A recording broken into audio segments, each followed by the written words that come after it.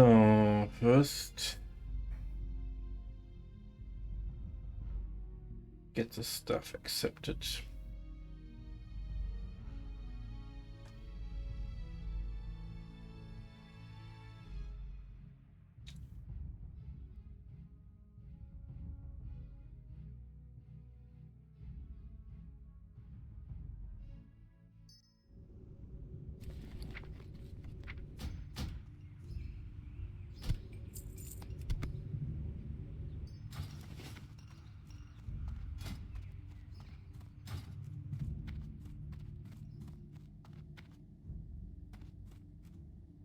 Need help?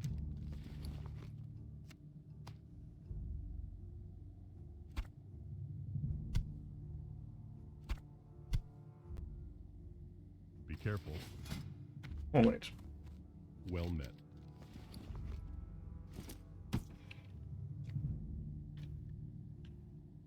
For the Alliance.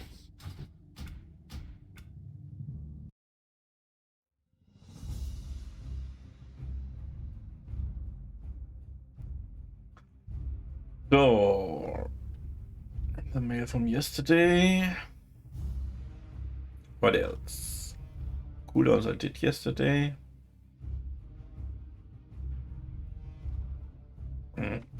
Let's start with the Zilitus rare hunting.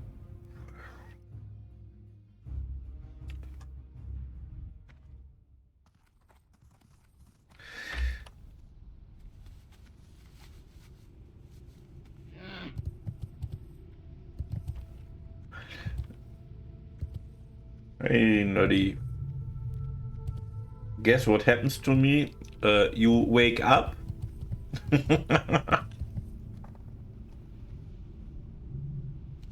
Oh no, I know it.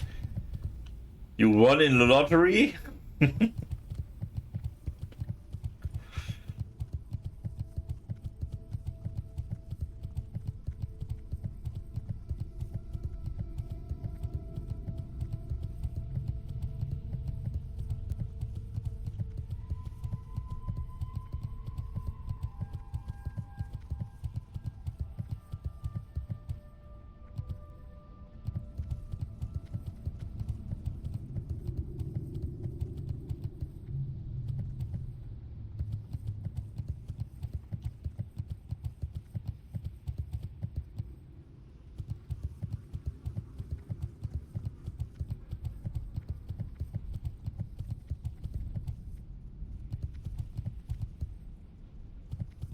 Email saying my WoW account has been suspended for 6 months for bidding.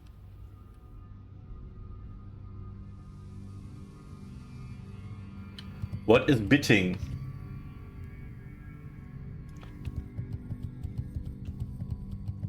Botting.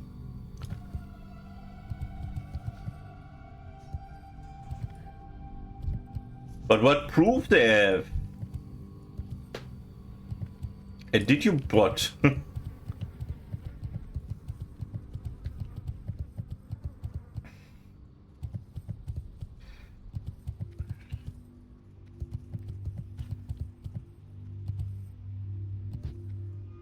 Did you use any program that helps you in World of Warcraft that makes something automatically? Any add-on or something like this?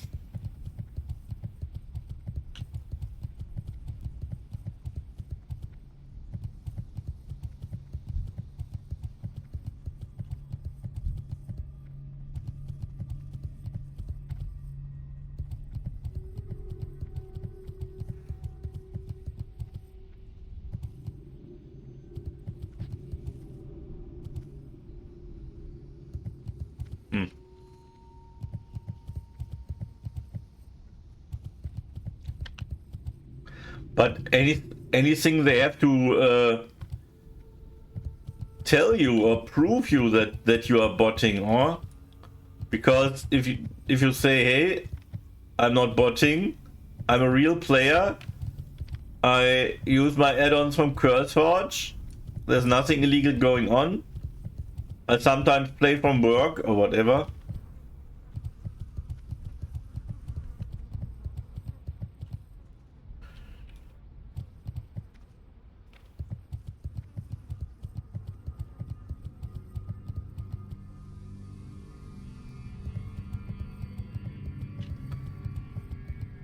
I mean, fuck for the toss.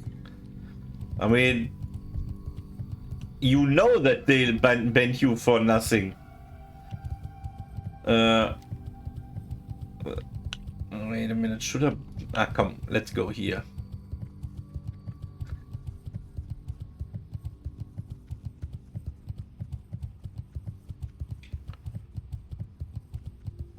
Crazy stuff. Crazy stuff.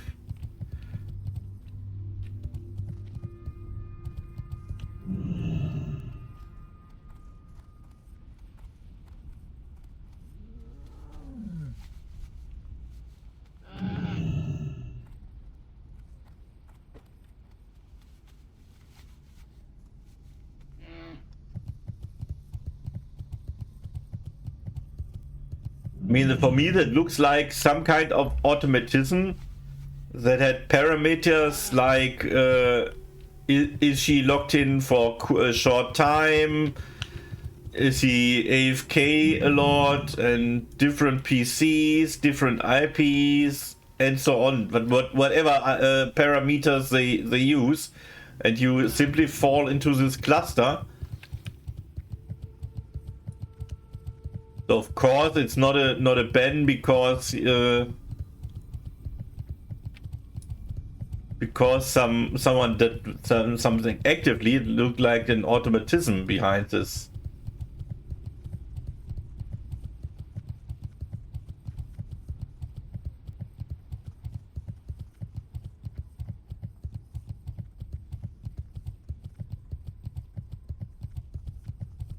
Crazy that you have no power about this. I mean,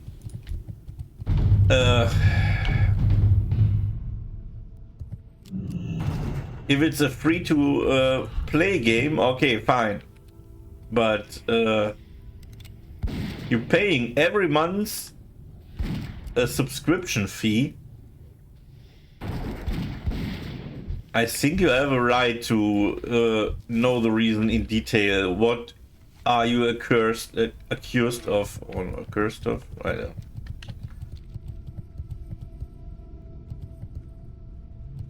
know. Ah, you may be back, Blizzard. Hey, please ban me, please ban me. I want to play with my streamer.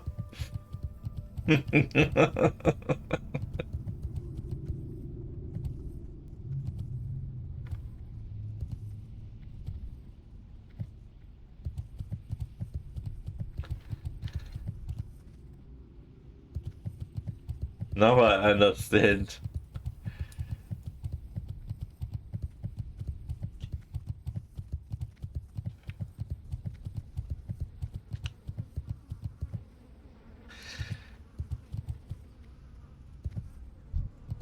Oh shit.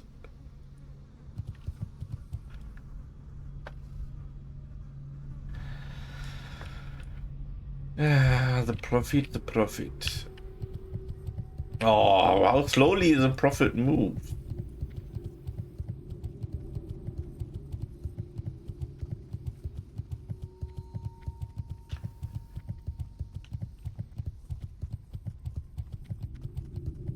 I mean, there must be an option that they should see that you're playing. I mean, I would simply show, hey, here's my YouTube link. I only play when I'm streaming, and here's every second proved. Show me where I'm botting.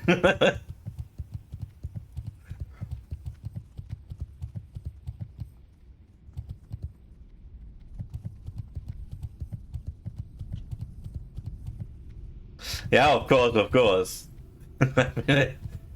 That can't be expected from the majority. I don't see this freaking NPC. Last time also don't saw him. But I mean, botting is yeah. I mean, I also have the opinion that if you are reported from other players in a in a massive way, that also leads to a ban for botting without proof. I mean, I remember following story. When I played 2019-20, we had a very successful raiding guild, and because they plan in this special week, it was the Dark Fairy Moon week. They prepared everything, and then the Horde Guild on the other side organized a shitstorm about the main tank of the guild, and mass reported him, and the system instantly banned him.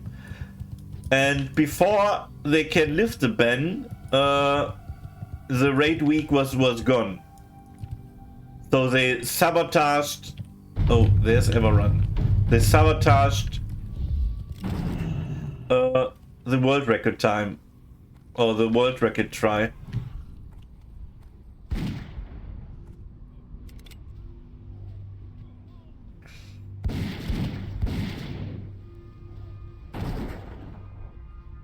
So I know for sure that there's some kind of automatic report. I don't know if it changed after this. Would farm dust devils in the morning before work for many days. I was fighting others for kills. I'm assuming I will report it, and that was it. Okay.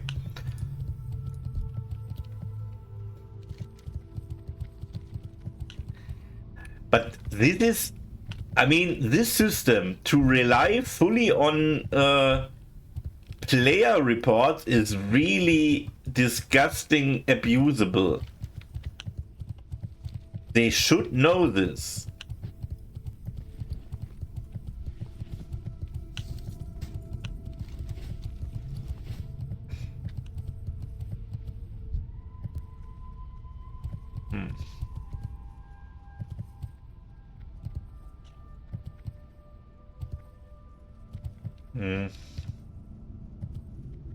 To be honest, I wouldn't bother to farm magic dust, because it's an easy farm, yes, but it's also not dropping very often. It's more likely that you can sell some kind of high-level herbs or something like this. That makes you easier money in a quicker time. Or any kind of resources. Or some kinds of things you can farm from other mobs. Like winter, fall, water. Or maybe you are not high enough for this, of course.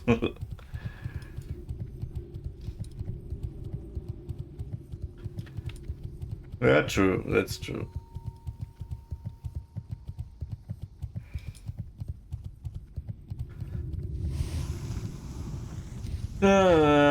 Nerdy.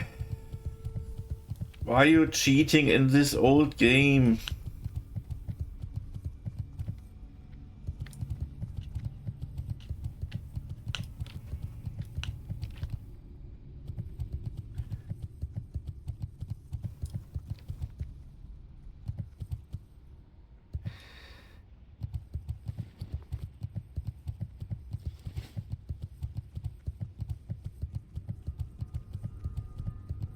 I'll be back.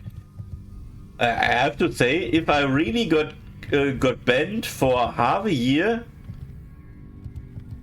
I don't know how I would react. I think that would be definitely the end of my World of Warcraft career forever.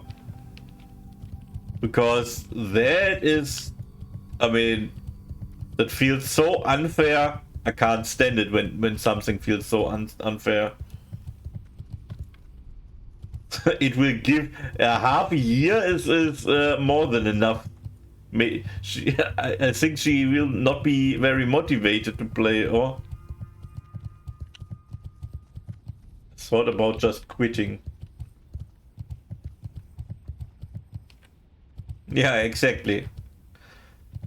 That would be also one of my of the options for me.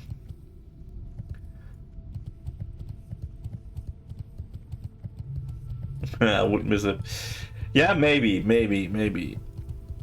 What is this? Oh, it's an invisible guy.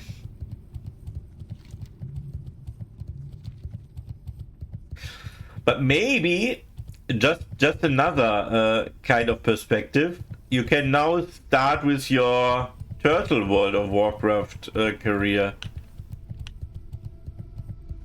Isn't it the thing that you anyway want to do?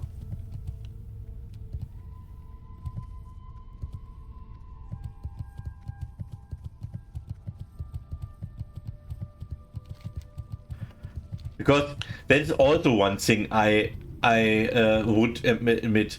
If Blizzard banned me for a very strange reason that is by far not proved by anything, I don't want to give them any more money.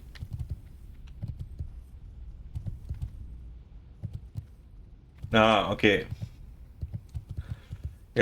I mean, you can play hardcore also on Turtle, or just use the add-on and be fine. And Softball Chick is not that high level that she can't do it again. I mean, after her next death.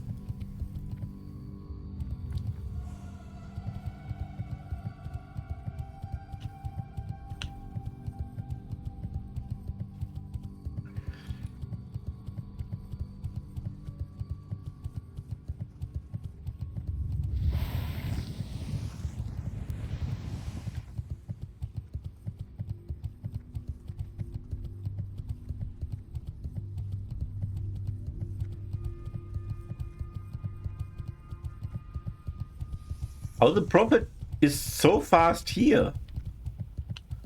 Can he teleport to here? Wait a minute, I don't see Grubdor, I don't see Greaser, I don't... Oh, I only saw 2 rares. Oh, there's Everrun again. But can I reach Everrun? I'm netted! Let me out of the net!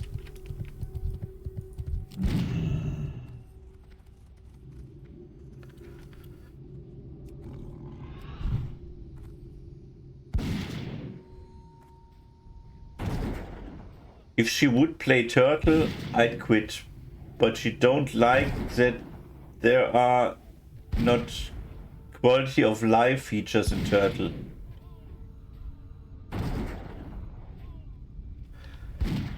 What is the difference on Turtle? I never cared about this server.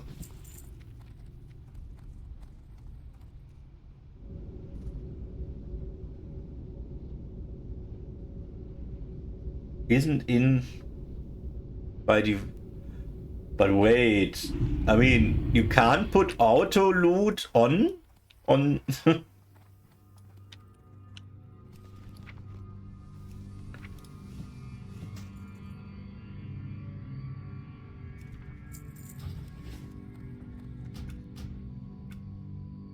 Did you by the way, one thing that can make you very suspicious as an account, do you send mail to a different account of you?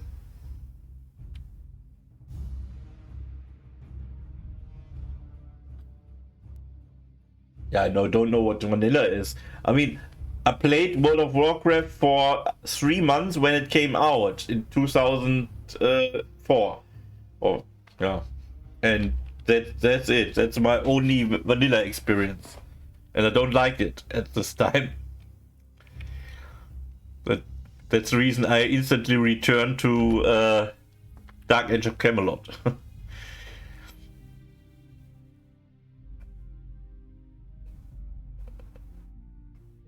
So let's go to Mage, disenchant a little bit.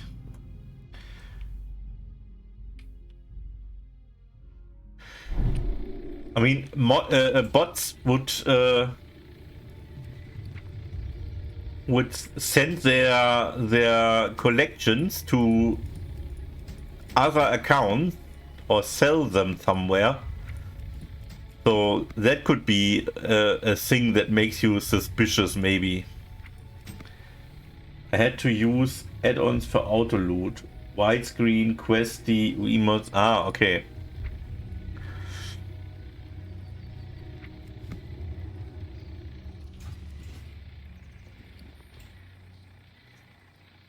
good. Yeah.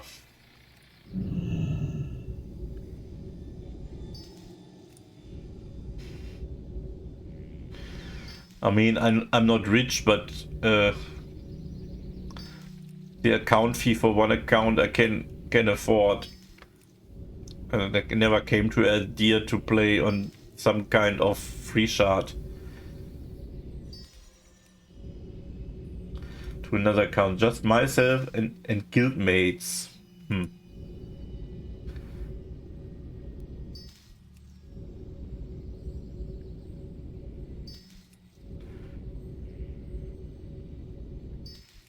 Come on, give me a shard. Is there no single drop that can give me a shard?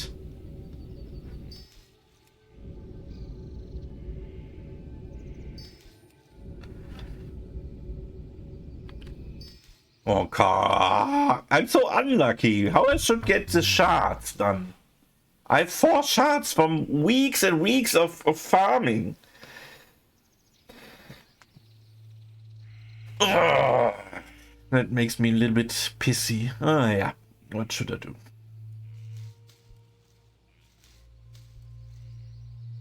Oh wait, and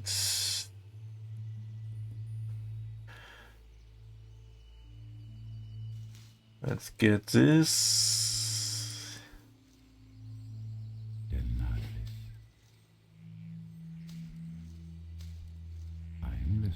I have 2 Blizzard accounts because way back is the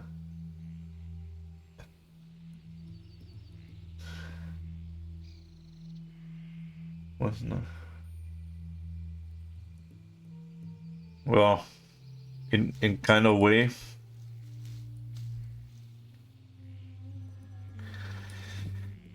Okay, I have enough moon clothes here. That can go.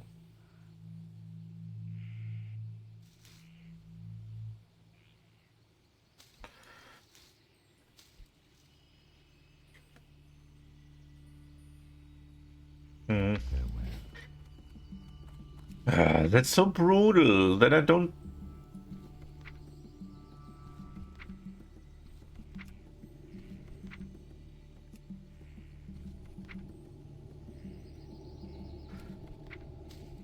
Oh, awesome and.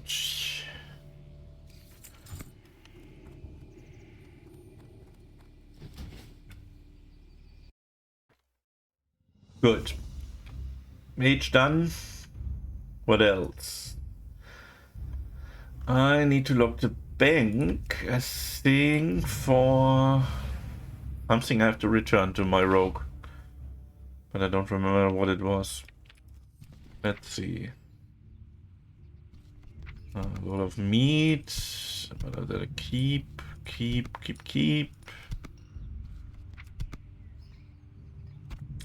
Maybe I should make a new storage account for all the cooking stuff here. Getting out of hand.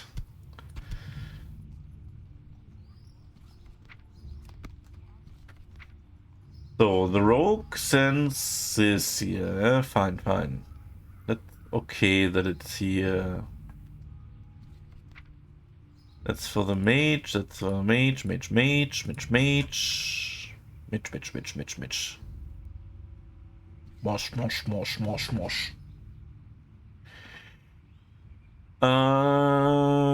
Rock.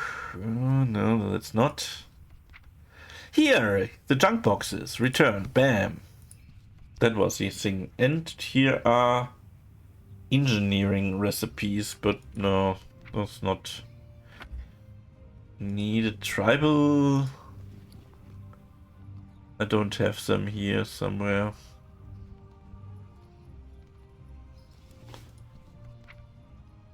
Instant ray. What? Return. Okay, instant. It was not so instant like I planned here.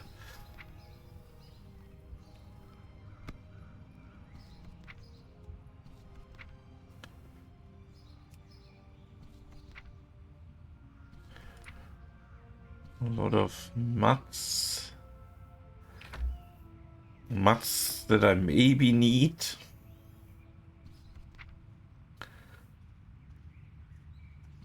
That are the echoes.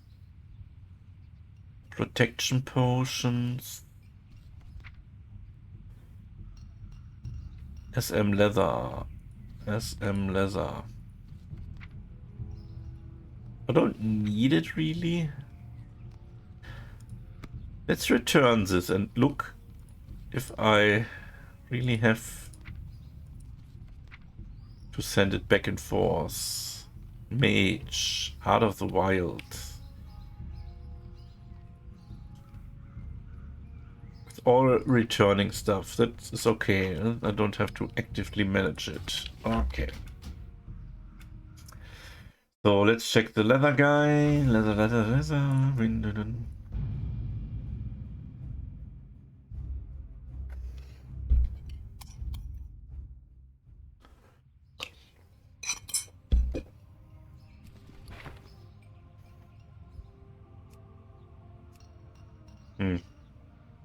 Let's open everything.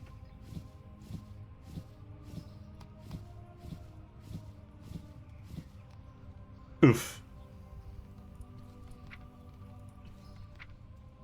I don't have enough base?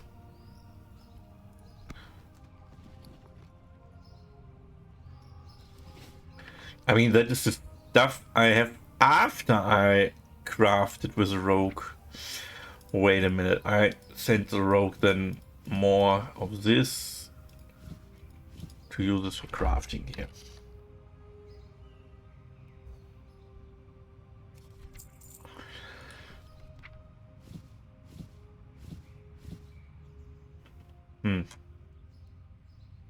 Okay.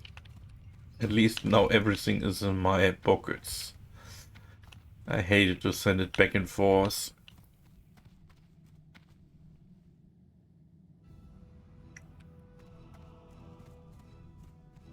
Light be with you.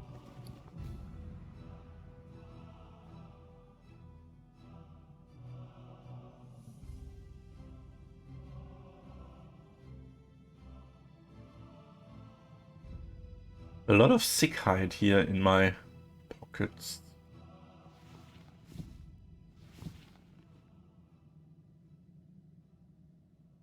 Light hide, sick hide.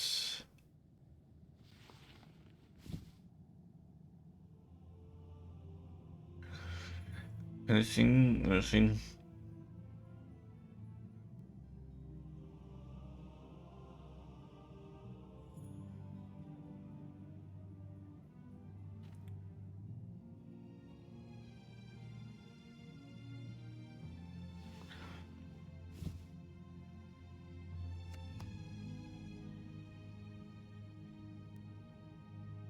Let's sell the sick hide. Make inventory. 3.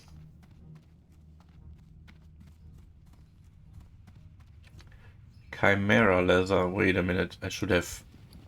Yeah.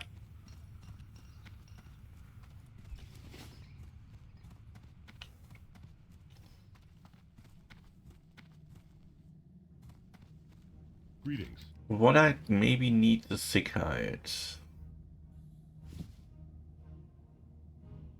I mean, I have enough.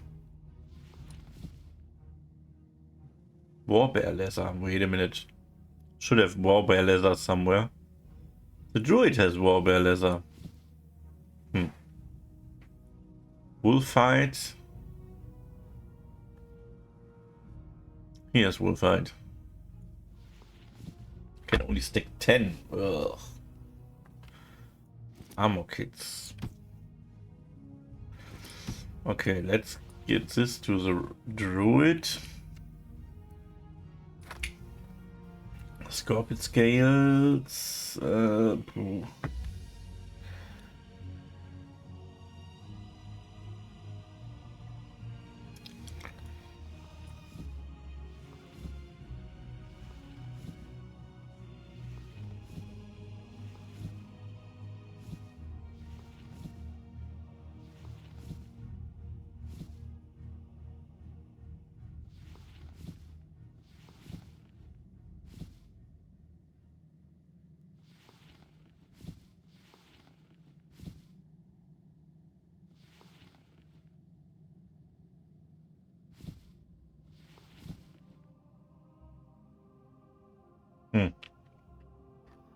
Heavy leather. I think I sell all the sick thing here. Medium height.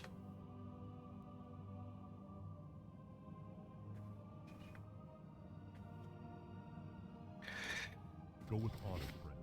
A little bit disappointing. I mean, I can outfit a little army of Selfmade Toons.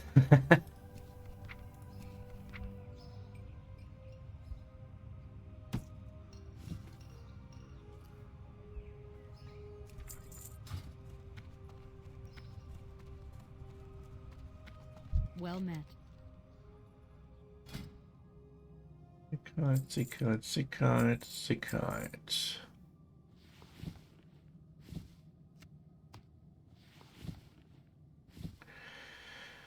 Good. That is a little bit more sorted.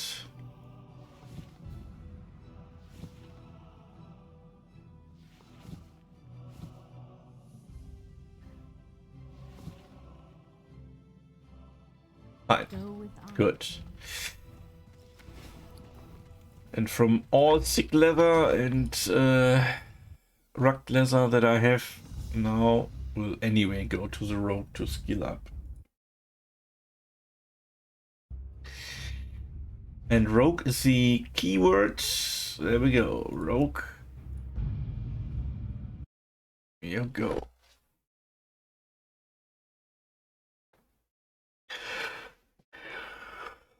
Dark Shore. Oh, I wanted to fly. I think I wanted to fly to Ashara.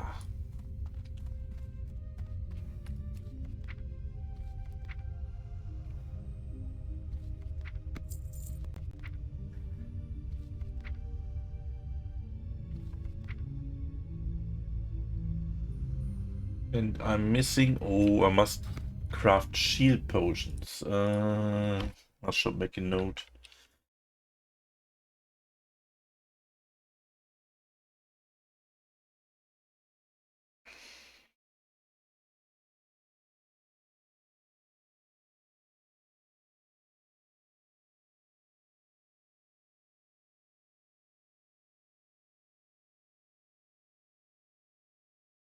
So, buff pots needed. Shield. Bam.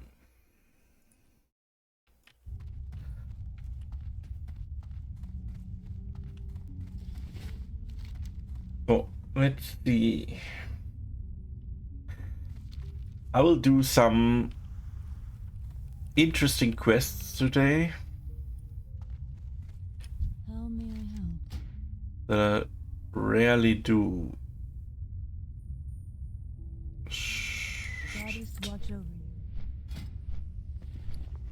For example, I will do the dousing the flames of protection quest together with the escort out of the cave quest that I normally don't do because it has a little bit of risk potential, but I mean a rogue could make it. Every other class I would not put my hand into the fire for, but the rogue should do it.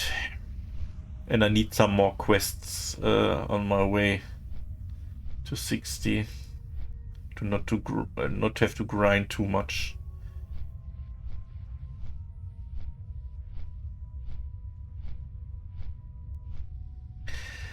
But first, there are a different path. First, I do the Ashara quest quickly, collecting these writings here, and then go to Winter Spring. Hopefully, find the runners. Then I end up with the Dousing of Flames quest, where I'm bound. I'm Deepwater Tavern bound. Maybe I should bind in Winter Spring when I'm there.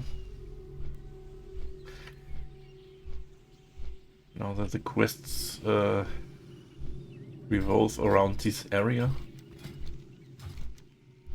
And it all ends up in Silitus. Can make these 2 quests in Goro if I like. Then comes Silitus as my last questing zone. And after Silitus, I hope I'm close enough to 60. I mean, I prepared literally 3 packages of wool turning, or not wool, clothes turning in.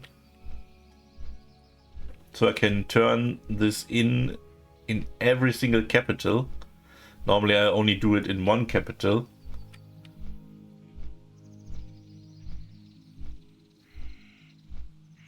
But I thought I can get rid of some clothes and make the leveling a little bit easier. It's 12,000 XP each city, so that's 36,000 less XP that I have to grind.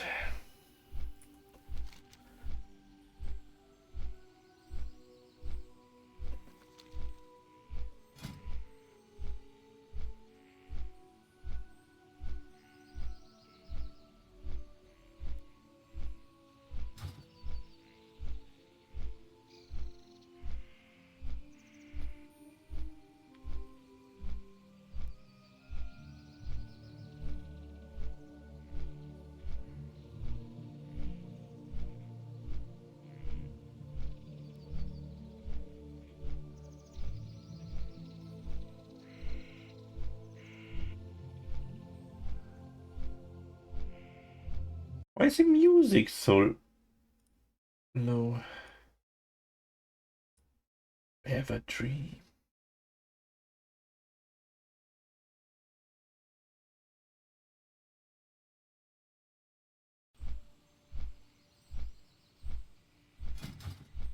So what exciting... Oh, I'm... Sprint, kick, ambush. Not really the most important things. Is waiting for me in Darnassus.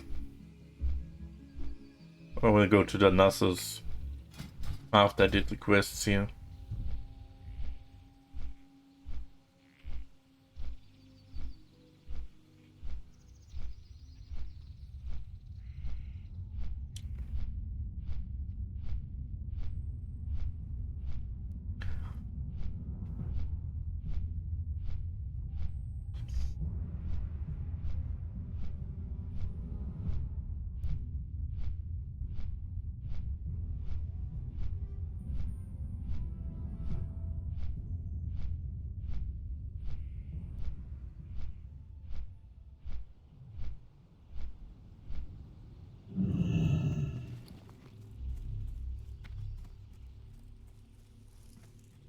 Elune adore.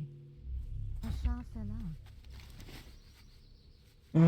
Let's collect some chests on the way.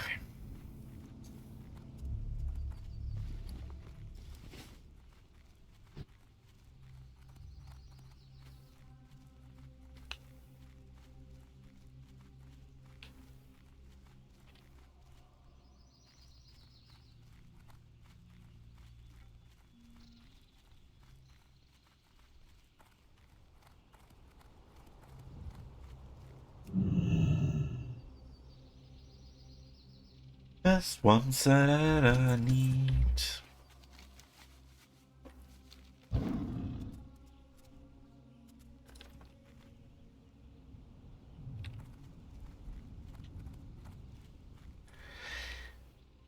Are you back, nerdy?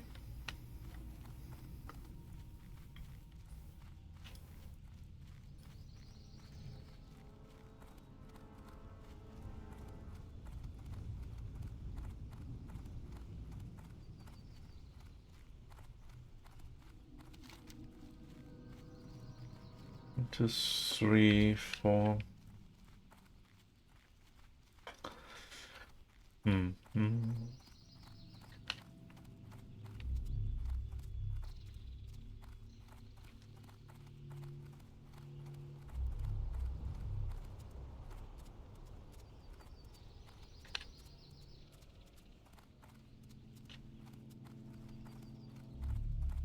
This one's all I need. One day.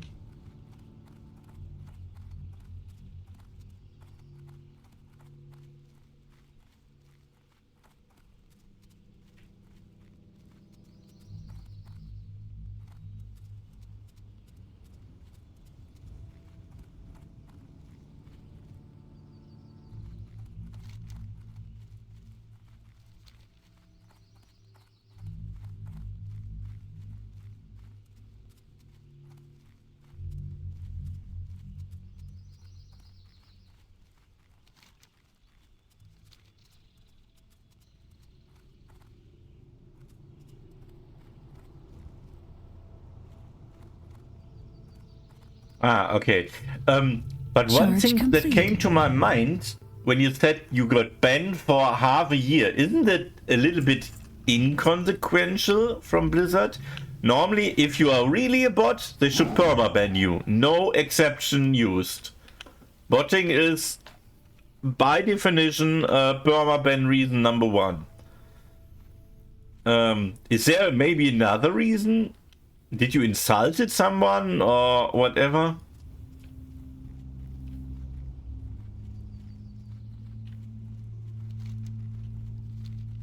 Did they have maybe a second reason to ban you?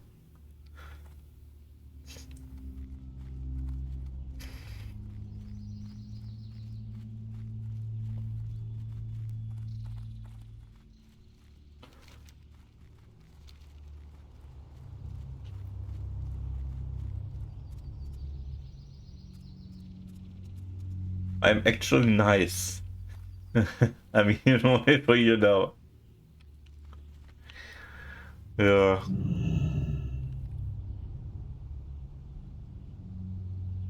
I mean, that's the way you are to me. But sometimes people showing a different face. Then the angry little kid nerdy comes out because Kevin in on your server stole you a chest and you start to flaming him. I don't know. But yeah, people say always it's a game from many reasons because they it should sound like, hey, don't care about that much.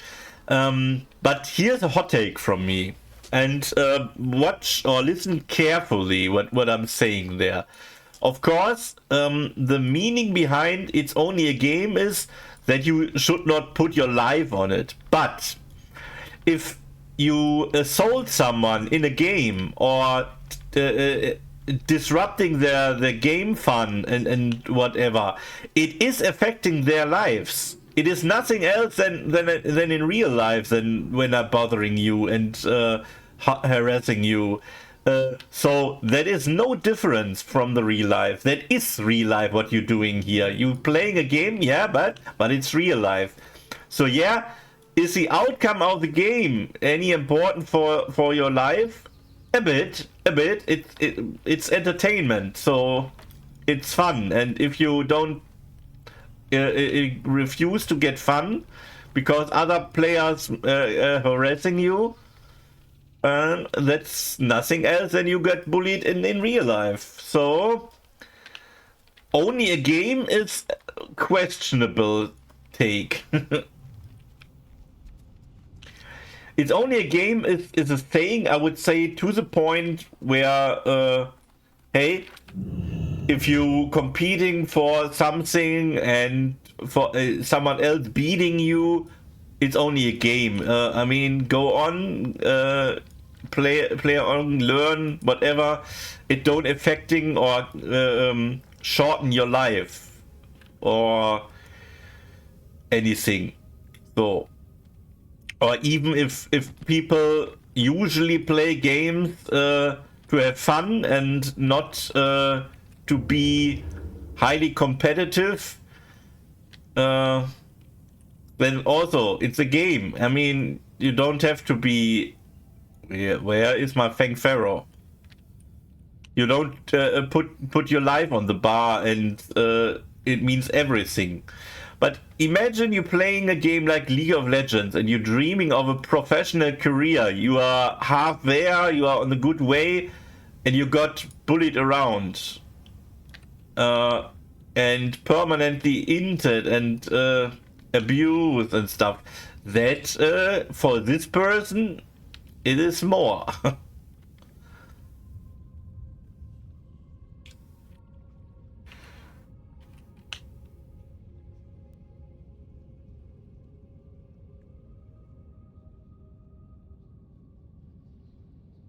So oftentimes, that is a problem that I have with this saying, is oftentimes people use this, hey, it's only a game, to justify their bully behavior. Like in League of Legends, when they insulting you with the worst cancer wishing stuff that you can find, wish your mother death, and whatever they say. And if you get upset about this behavior, they say it's only a game. No, it's not. I'm a person, you are a person, there's behind the screen is a person, and that is real life. If you believe it or not, even if it's digital, it is real life. Everything is real life, or nothing is.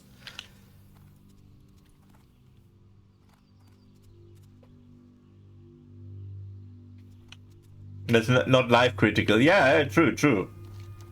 But it's affecting your life. I mean, you're very passionate about World of Warcraft, and you like to play your hardcore account, and now that you wait half a year for an unjustified ban reason,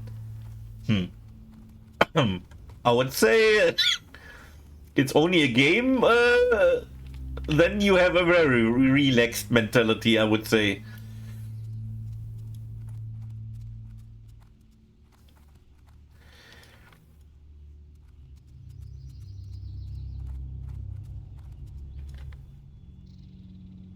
Yeah, that's good. I mean, as long as if it don't affected you too much, all fine.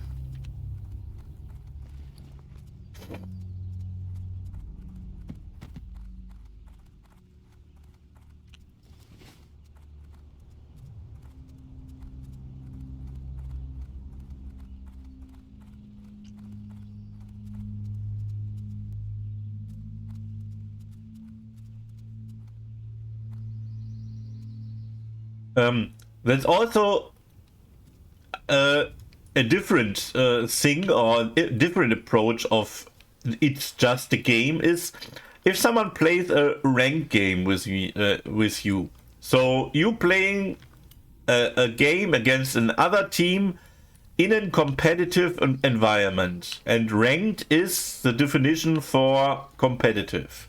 It's not a fun mode, it's you want to give your best you can against their best they can.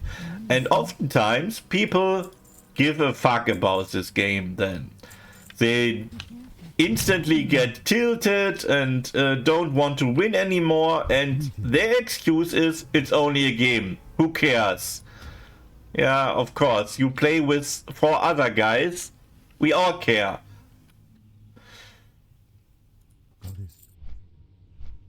And it's affecting other people.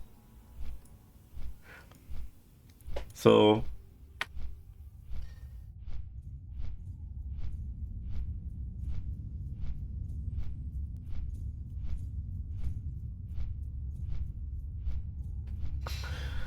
yeah.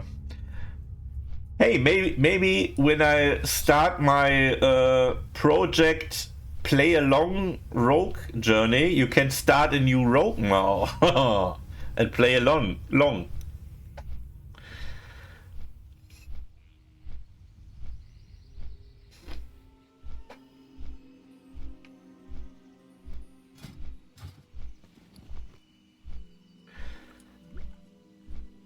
Now that you have to start over anyway.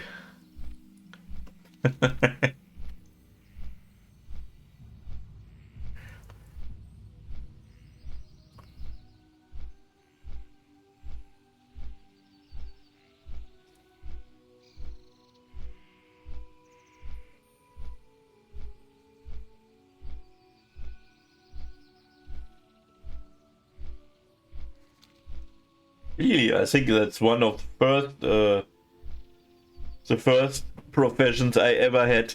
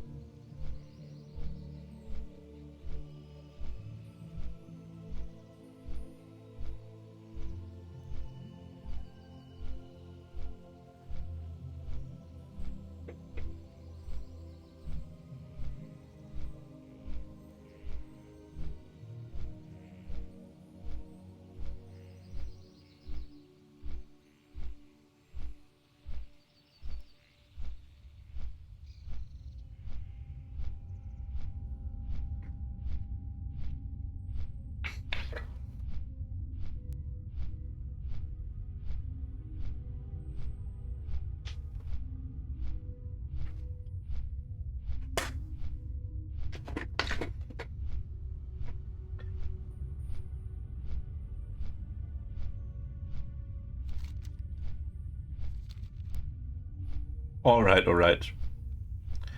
Have fun and tell them in the meeting that you get banned in World of Warcraft and discuss it there.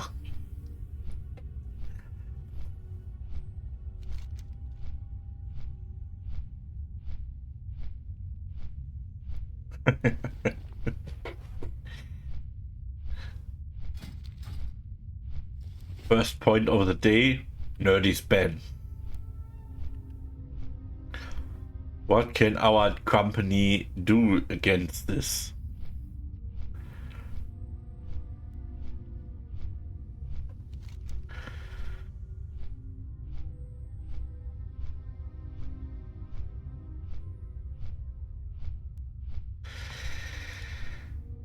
I think I start through the tunnel, or I must find the Winter Spring Runner anyway.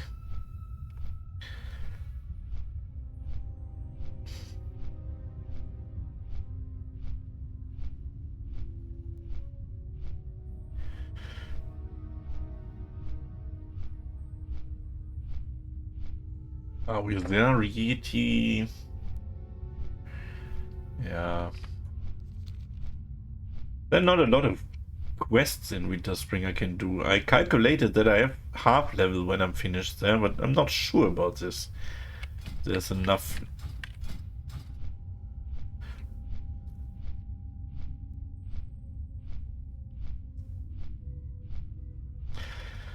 My hope is when I finish the Litus that I'm at least 59, so I'm not too much. 59.3. 59.3 is a good distance, and I have my 3 turn-in quests and half a level of grinding or something like this. That is acceptable.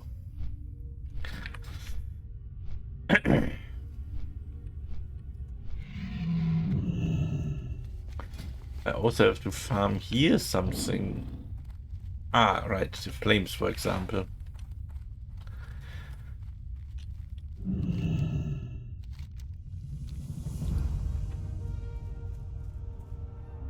Oops, I should take the buff.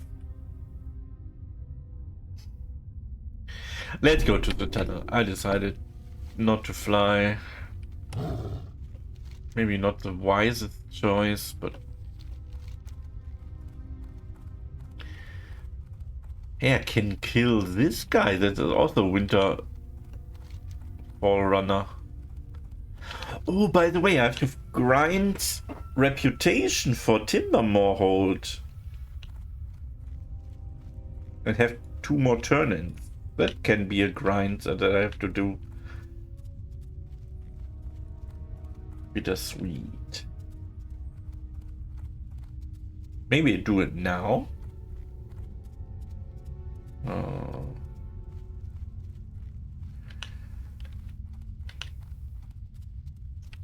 Let's see. Let's first find the patrol. Attack the goddess!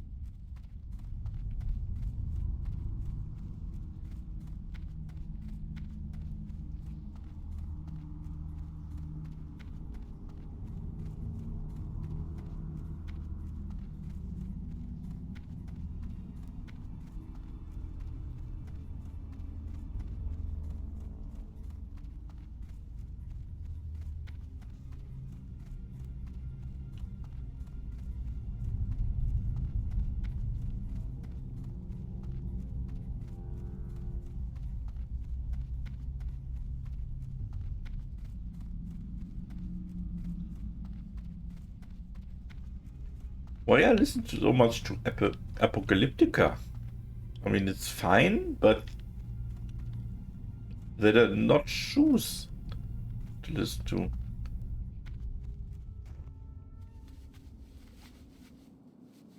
I leave it, guy.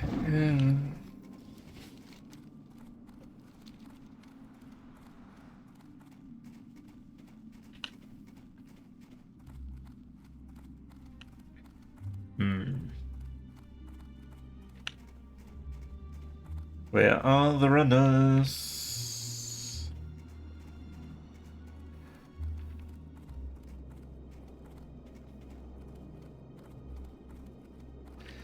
Let's wasted buff time here.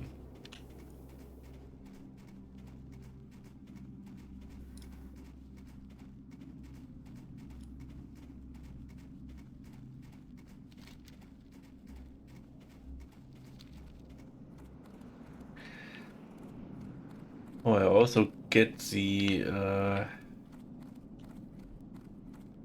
Yeti quest follow-up. That makes me go to Tanaris, and yeah, I must do it now. Because I will be in Unguru soon. For the last time. Oh, for the last time, by the way, I need my crystals to turn in for the shield, damage shield buff. Guess I don't need spirit buff. Do I need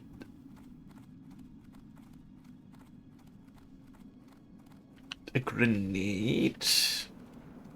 That's yellow red.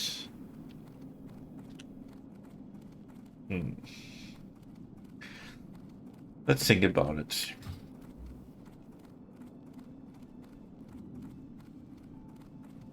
Problem is grenades don't interrupt. Don't help me in Dire Maul that much. Come on, where are my Winterfall runners? Please.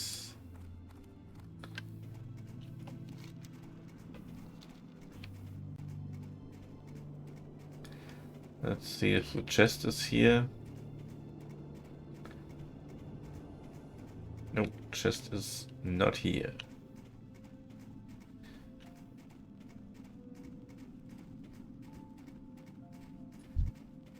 Don't need this Yeti. Yeti.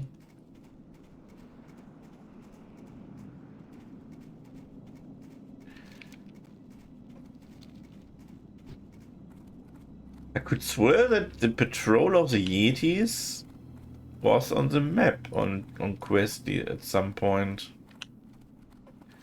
Now it don't show me.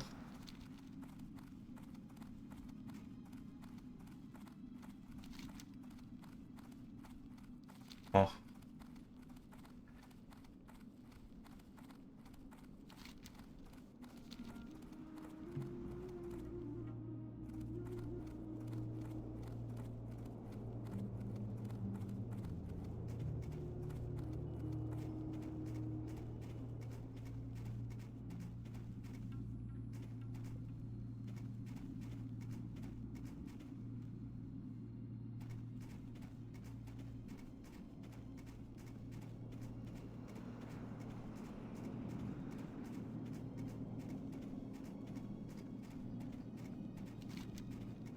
I don't think they take this route. Ooh.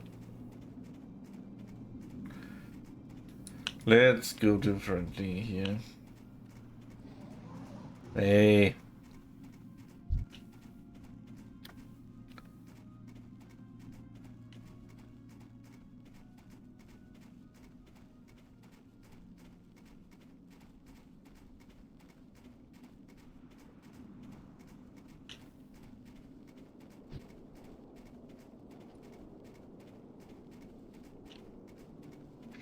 Ah, here is the pass. They take this pass here. Yeah, I remember.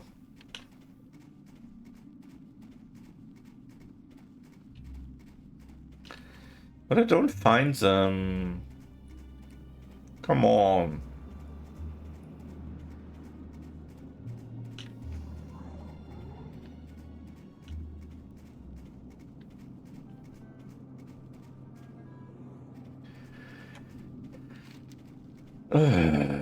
Okay, let's ride all the way to the camp.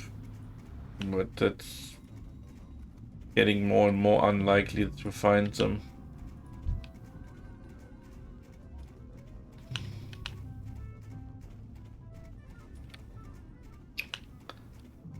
I spent now 10 minutes with my flower buff without fighting. That's such a waste. Yeah. It don't cost the world.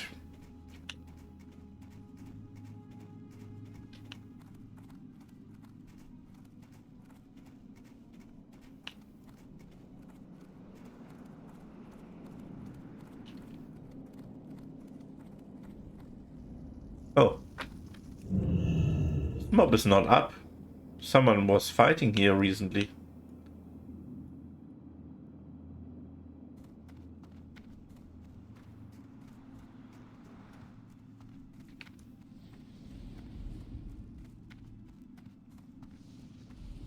Of casters up. Okay, here is nothing. What should I do?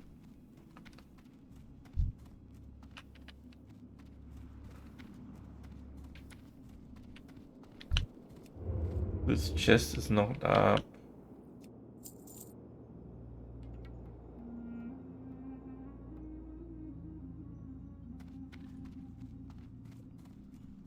This chest is not up. Someone is chest hunting here.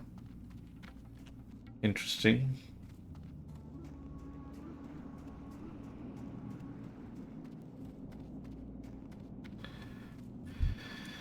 Okay, let's kill some stuff on the way out.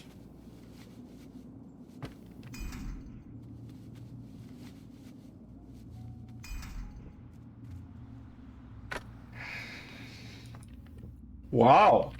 From this range, he aggroed? Crazy stuff.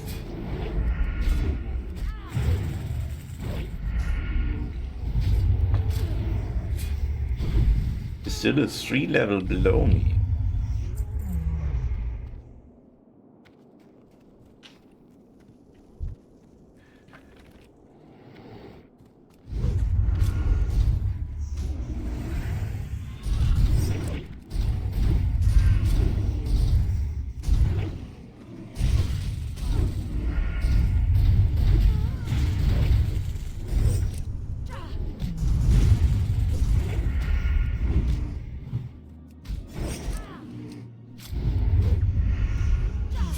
Oh no, I can't kick.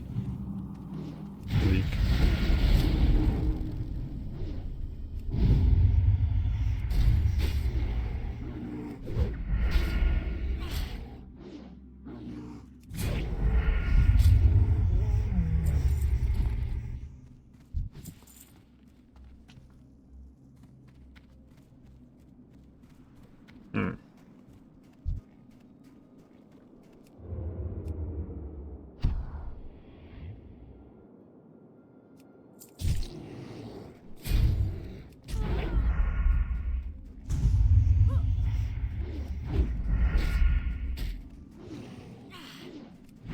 Why I lose so much life?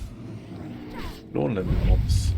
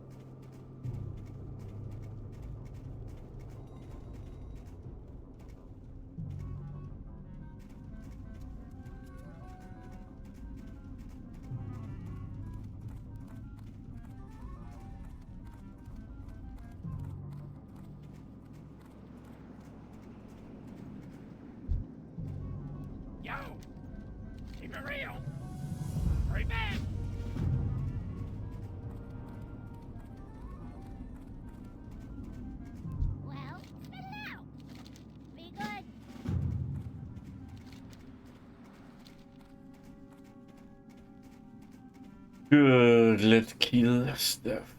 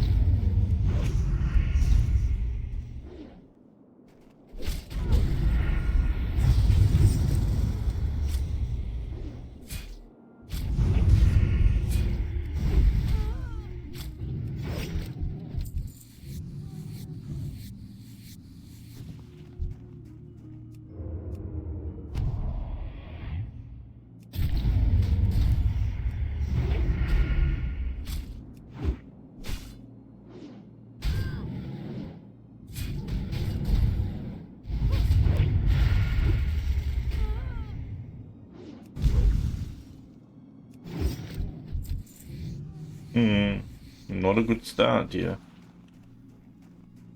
3 potential Yeti drops and no one did.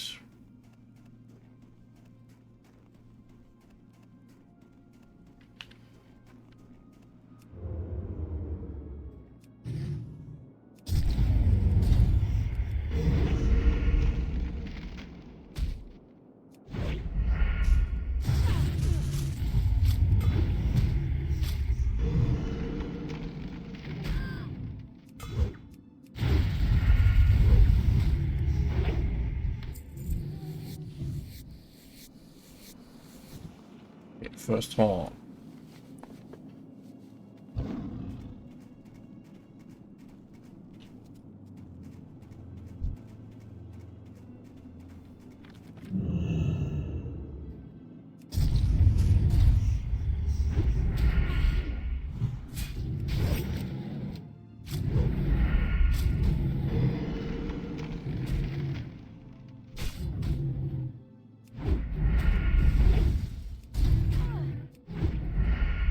Welcome back. Have you discussed your ban in World of Warcraft? What is the solution of your meeting group?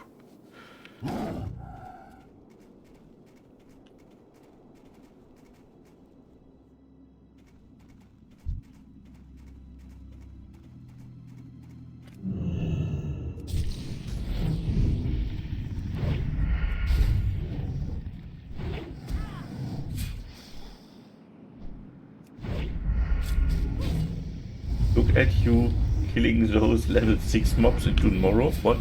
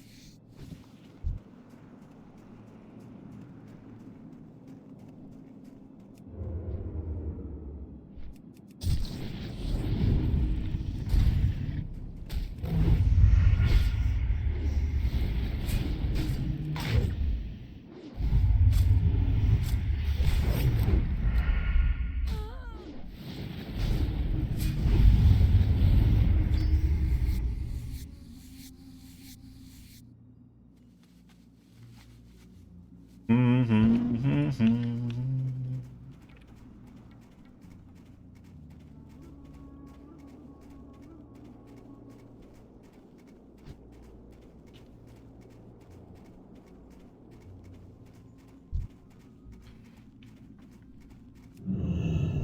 don't want to go to the higher level children chimeras. That brings me a little bit out of the normal path.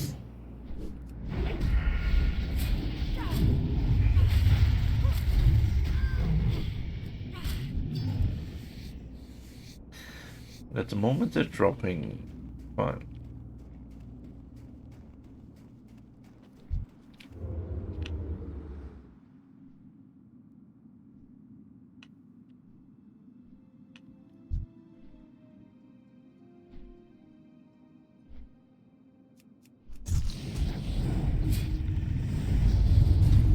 Why?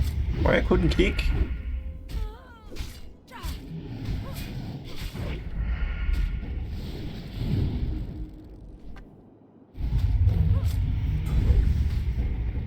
Did you watch, by the way, actively yesterday, Warhammer, or you don't really pay attention?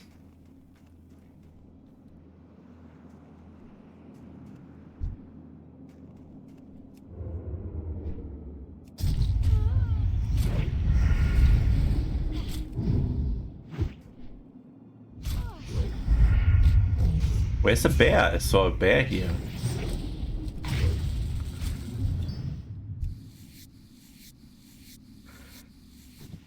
Mostly in German. I figure it will. All right, all right.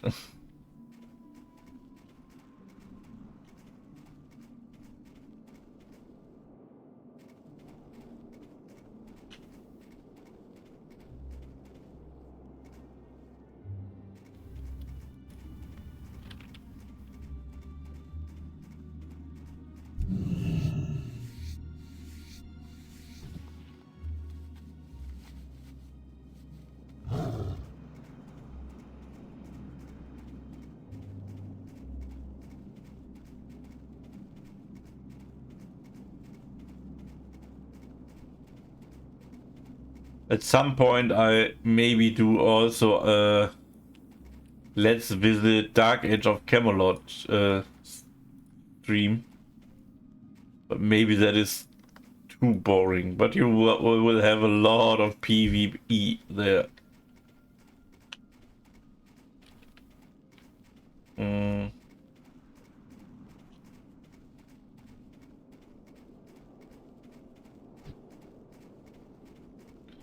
Not respawned yet, or?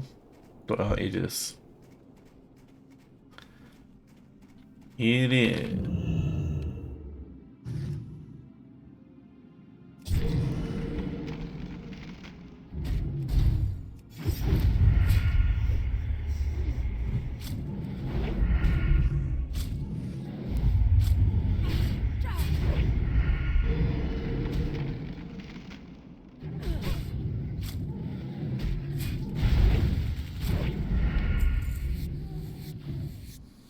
Was it the second turn? That was the second turn. So I can go and kill some children on my way on this into the south.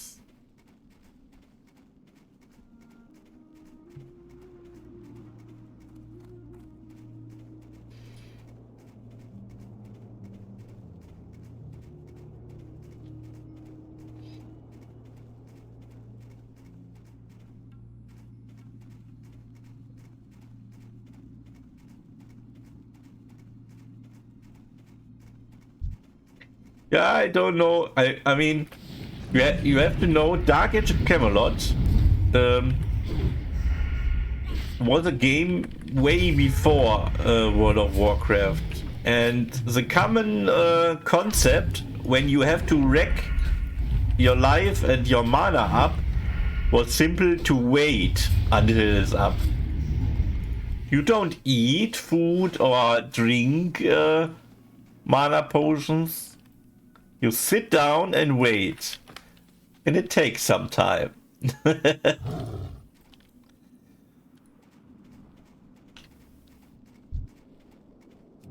And you even was very happy if you had a sorcerer that give you the mana rec buff over time. That is not fast, but it is much faster than sitting.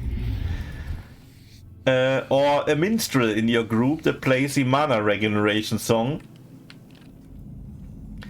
You literally get emphasized to form groups there, because everyone has a specialized ability. You have a hard time without a healer, but a healer alone can't beat anything in this game. Or can, at least some greenish guys, but he has problems killing other stuff. But a healer is absolutely necessary for a lot of other stuff.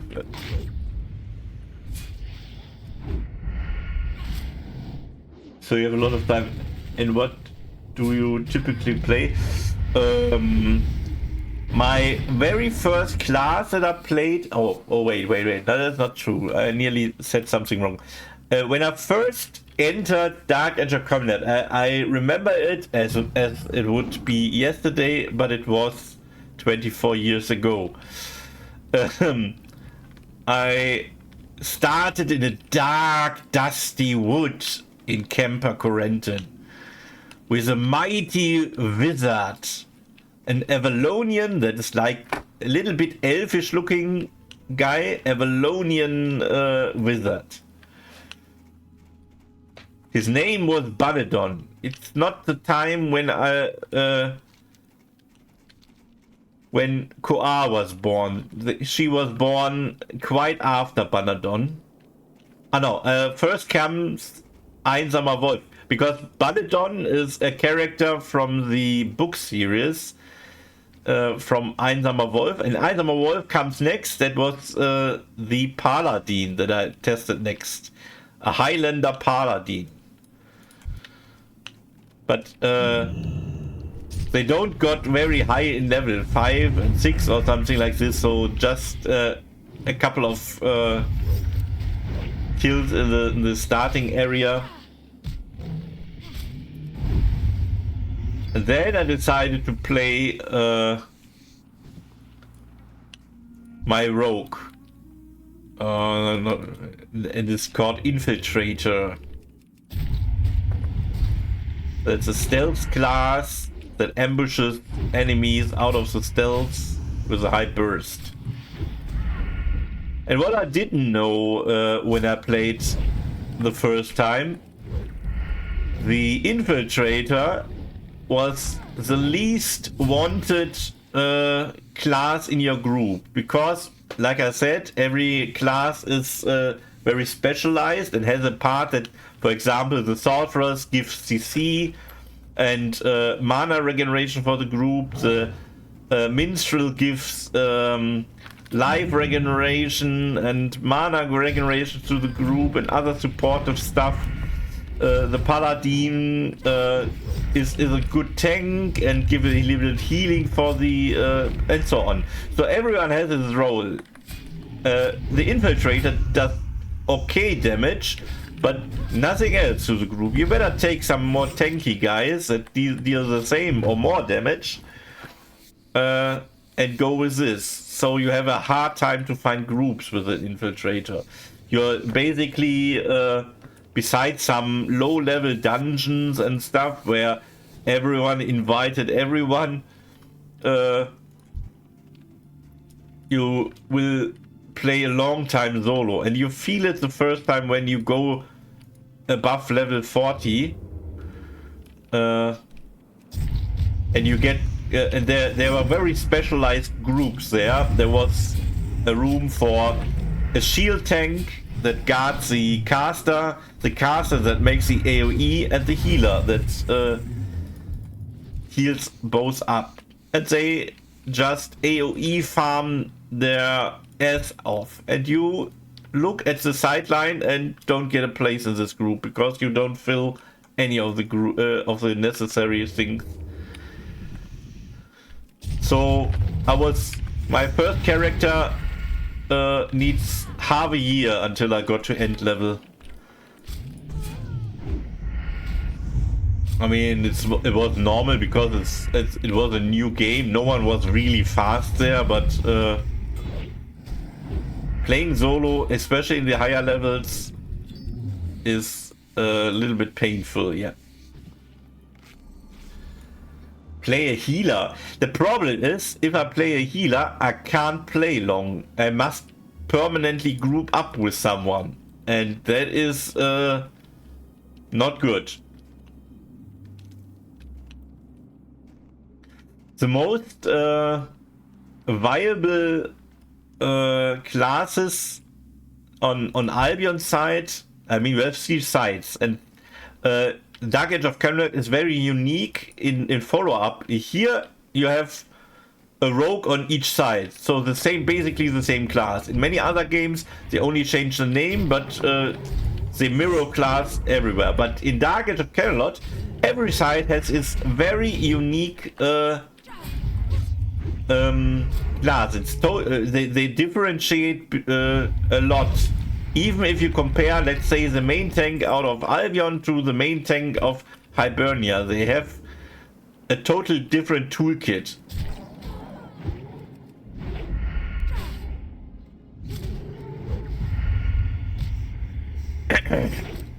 So I wouldn't ever play a cleric or a healer or a druid, that are the 3 main healing classes on each realm,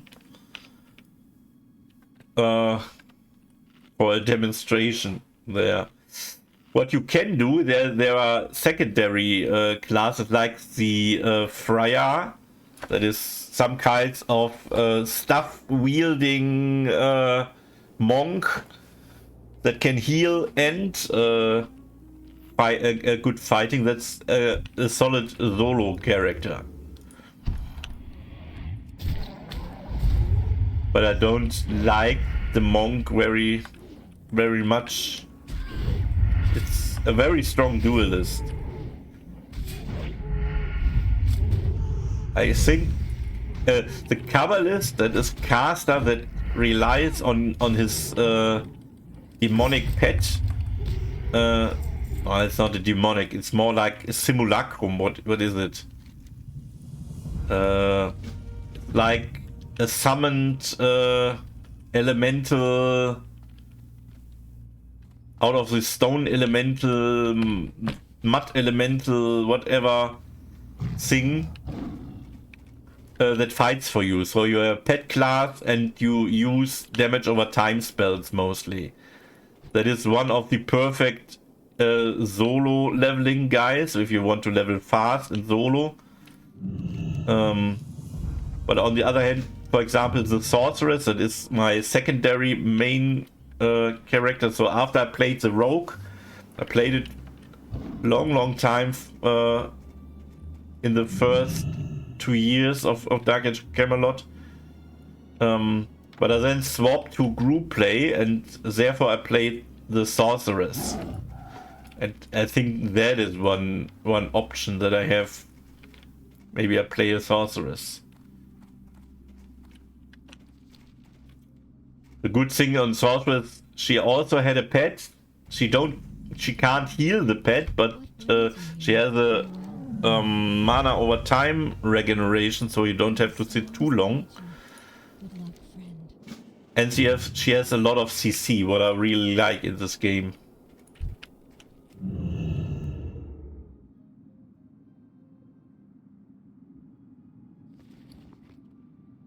In my bone, don't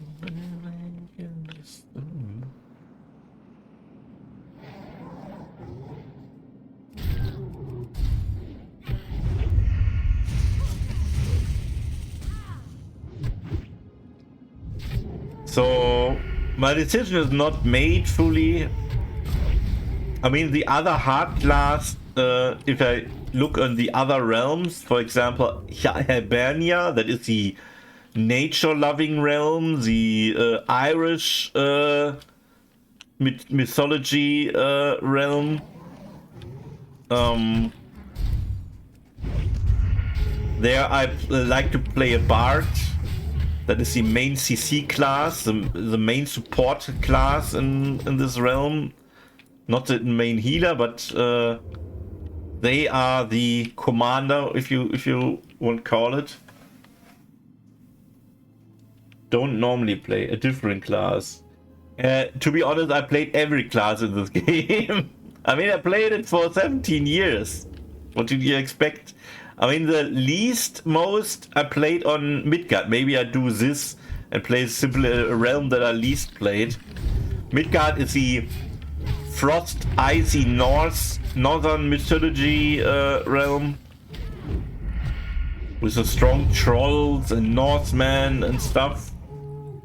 That is more than the physical loving guys. With shamans and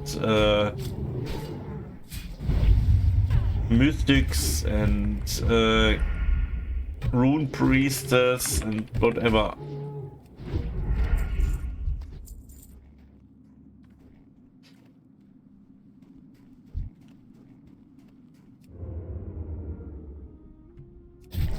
But like I said, I mean, I played every realm, but Midgard the least. But still, I played Midgard a warrior, a kobold warrior. That was the main. I was the main guard tank of one of my PvP fixed group. I played it there.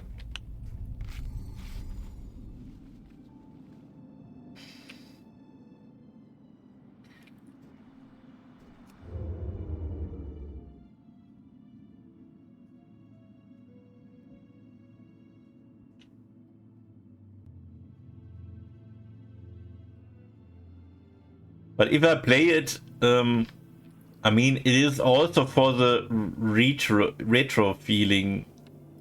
So I can't avoid to stay there, to play something that I already played. Let me pick your class and race. Yeah, let's see. We can talk about it if I start this. But at the moment, I'm busy with leveling here and playing Warhammer. Let's see when I have time for this.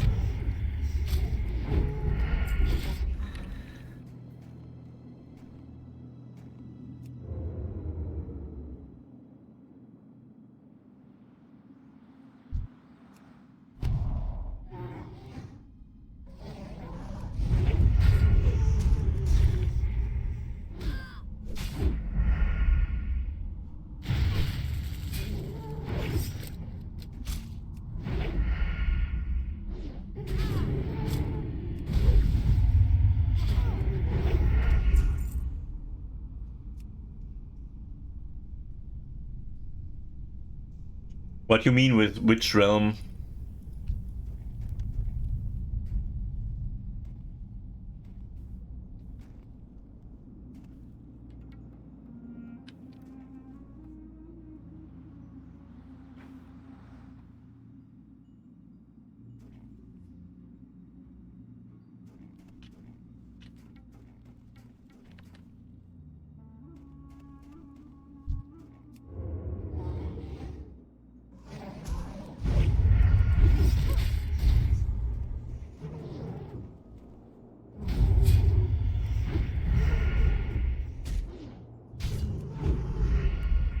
Yes, they have different races and classes, so all races are bound to a realm and all classes are bound to a realm.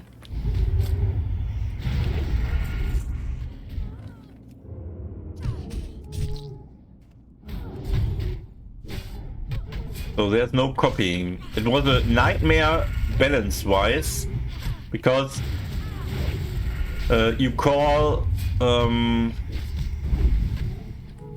Albion, that is the Arthurian mythology realm, calls the Ken because the Kens, because they are usually using thick armor and a mixture of magic and melee. And Hibernian more the like the tendency to magical using abilities. What is not true, of course. You have also melee DPS and things and stuff, but they're a little bit more specialized in this. And Midgard, the more brute force, melee, powerful. But also, that is not completely true. For example, every Midgard group usually have one caster, and there was even the worldwide leading character was a rune master, a caster from Midgard, and he was playing on our server, on our German server, together with his fixed group. And he was a nightmare to play against.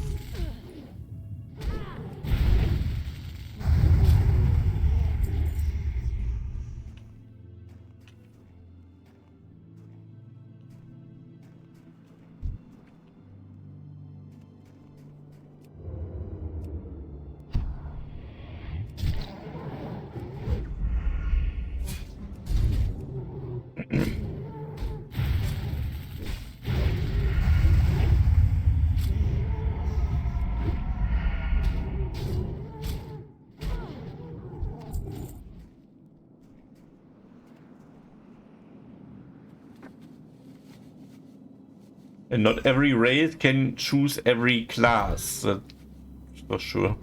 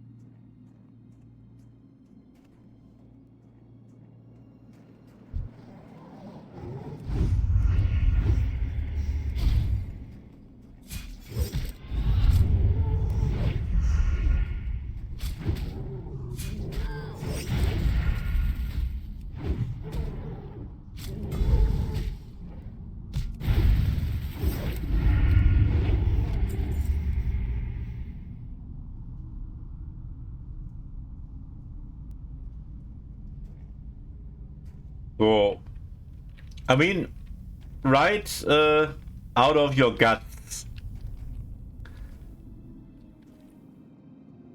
If I tell you the three choices, the first choice is the realm, either Midgard or Hibernia. The second choice is the race, and for the race I can tell you the class options. Let's see where we end.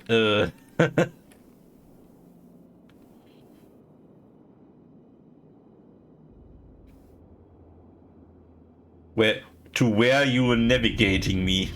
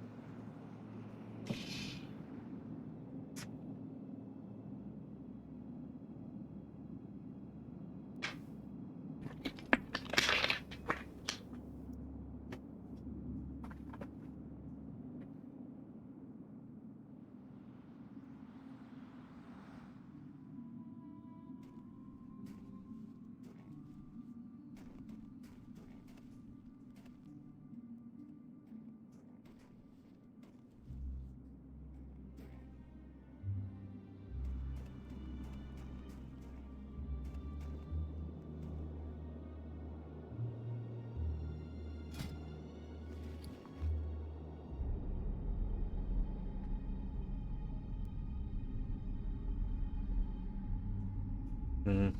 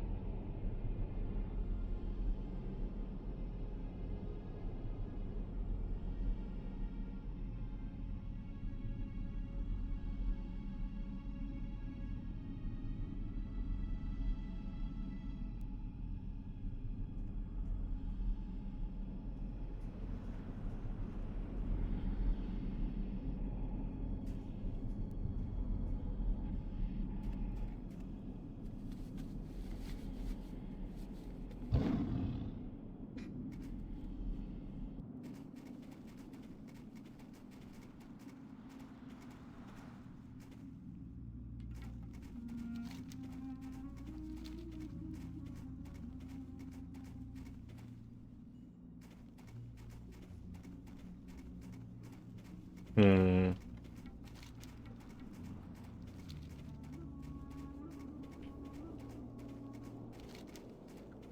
Did I have everything? I only need one of the chill winds here for one horn.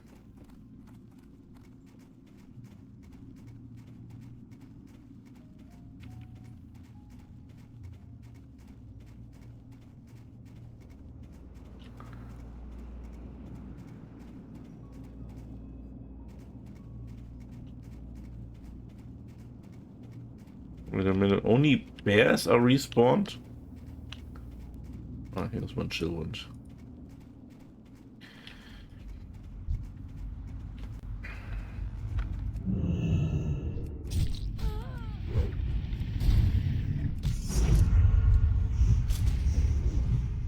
$16 world buff time.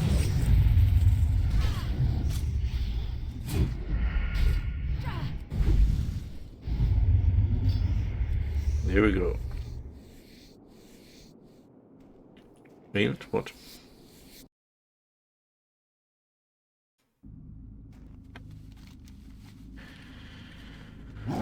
Good. Winter Spring basically done. The only thing that is missing is still the Winter Spring runner.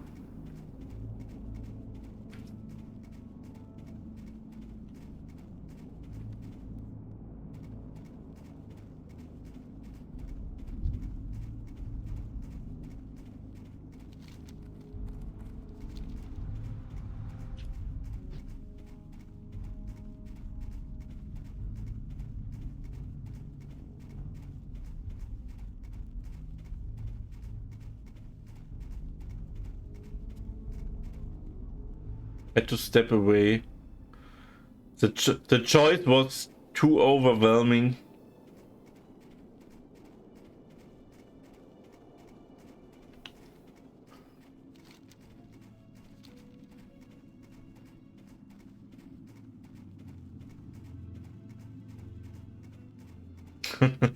Really? And I thought the choice was what was its fault. Couldn't imagine that it's the work.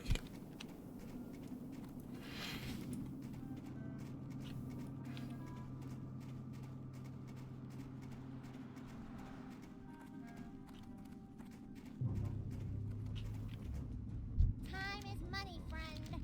Keep it real. Be careful out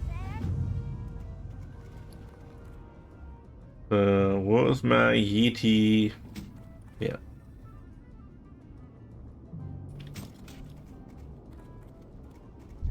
Interesting. Time is money, friend. Glad I could help.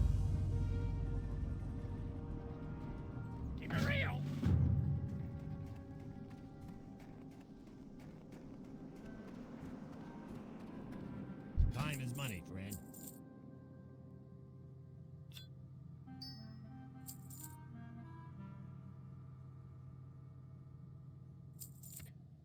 That is needed for later. That's for later. That's quest. A lot of Rugtide I got. Keep it real. Maybe I should send it away.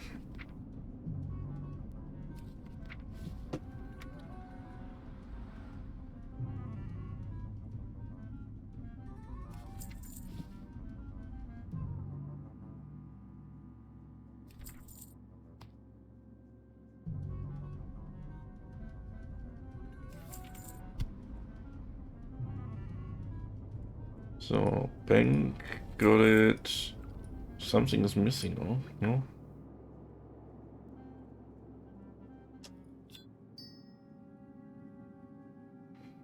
Maybe I keep them, yeah.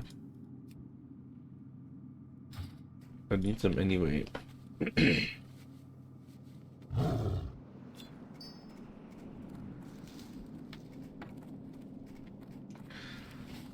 So, let's see if the runners are to be found.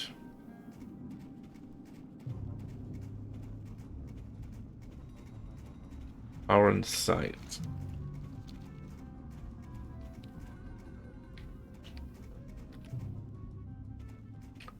What is this? Urius. Oh, a 12k rare elite mob. Ursius. Okay, let's look what he is for. Ursius.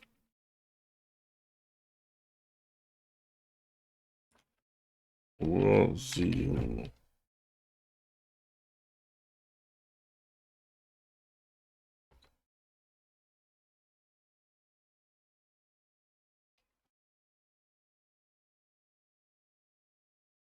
He is for nothing. He drops nothing.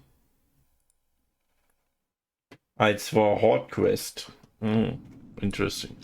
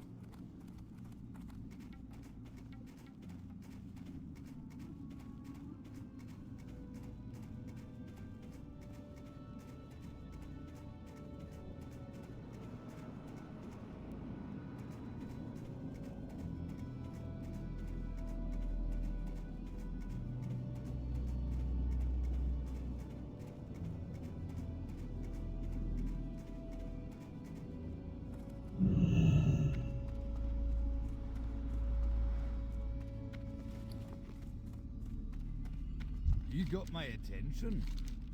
Safe travels.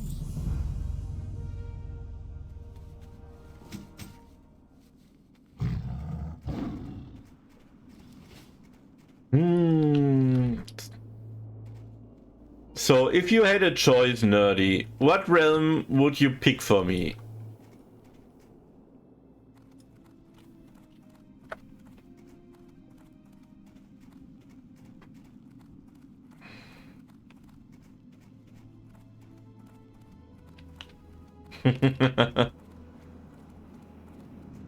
No, you should choose without knowing what they're doing.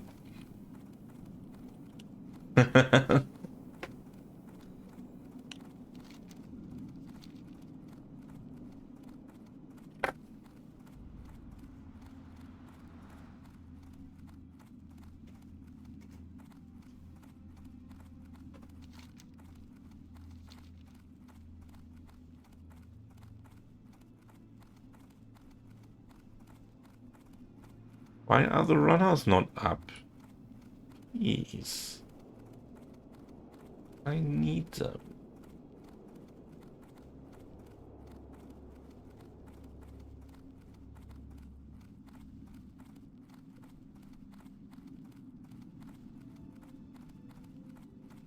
Oh, I forgot to bind in Winter Spring. Yeah.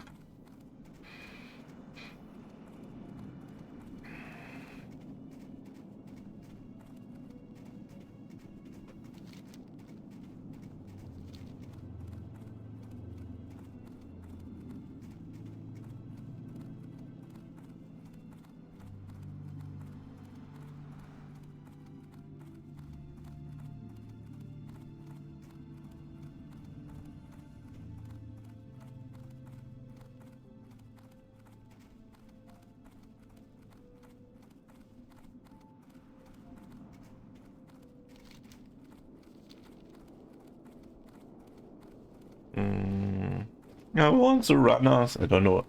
Do the runners have a follow-up quest? Winter, fall, runners.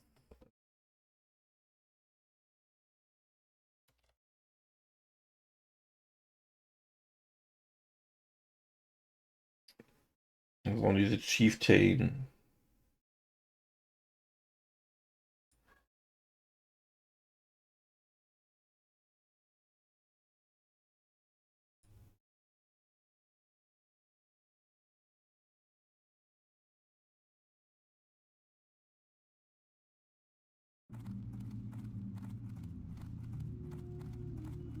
Oh, they're the runners. There are the runners. A simple burst with every...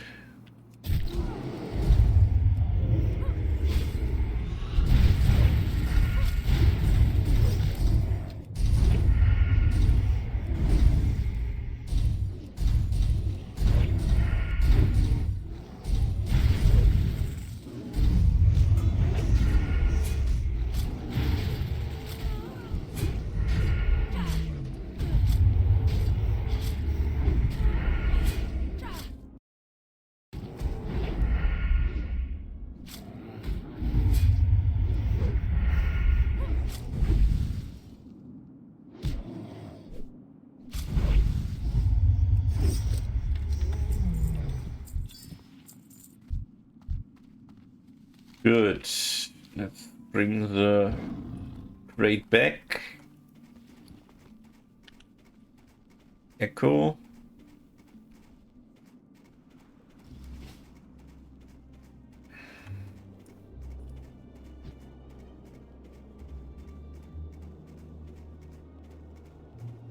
I mean, I literally can farm a little bit of echoes and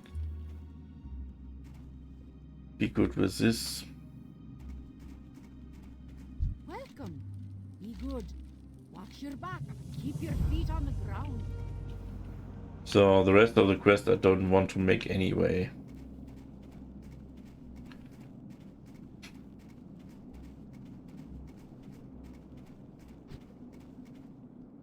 I have a class list to pick from. Okay. What is your number one pick?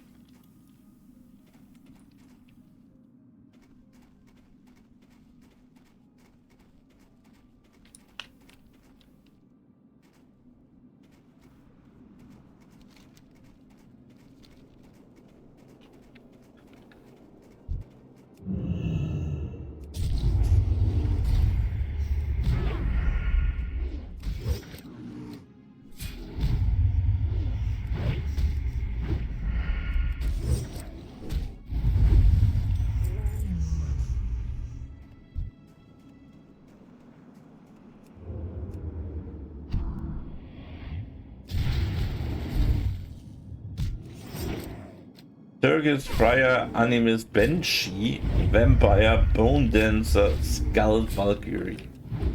Okay.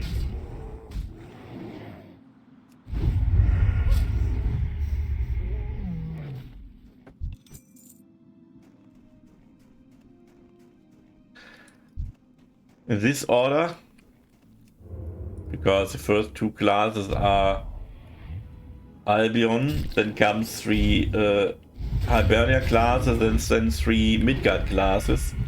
I don't know if there's a real order in this.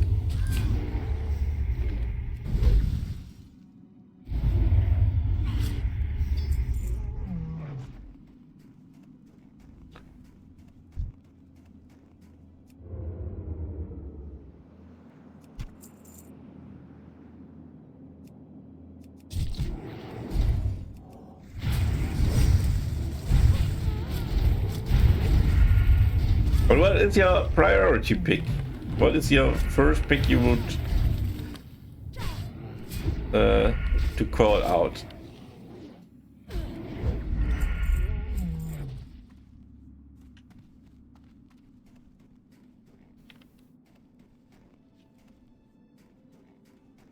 No, I don't want to tell you this at the moment.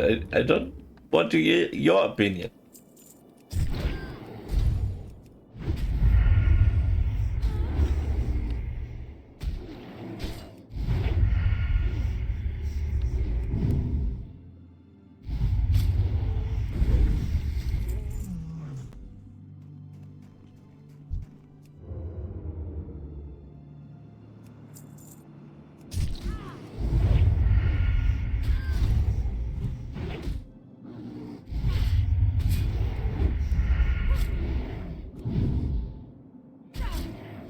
Yeah, you have time.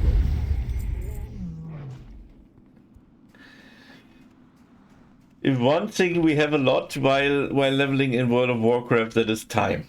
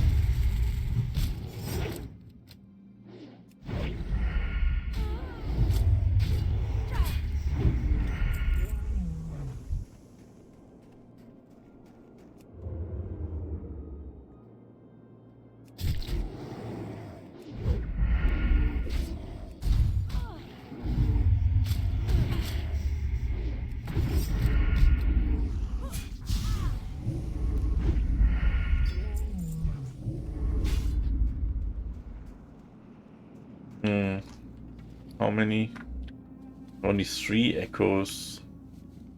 Ah, maybe it's enough for a moment.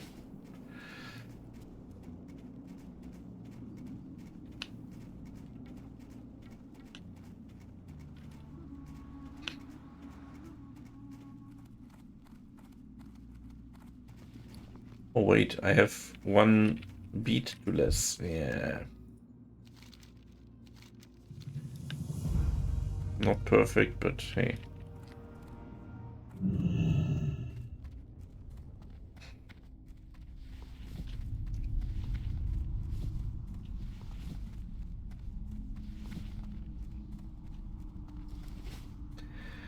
Good, let's get a new flower buff, but I take the flower buff in the south when I take the dowsing quest.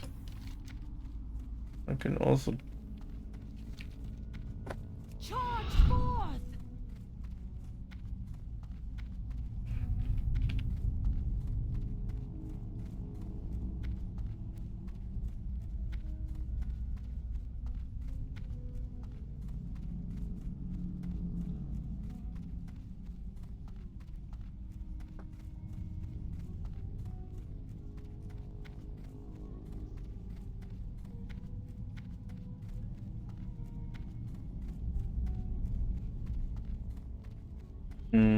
maybe I get the free Songflower here.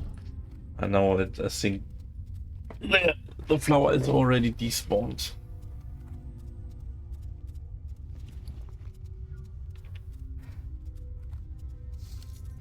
Protector Helm. Helm's Clump.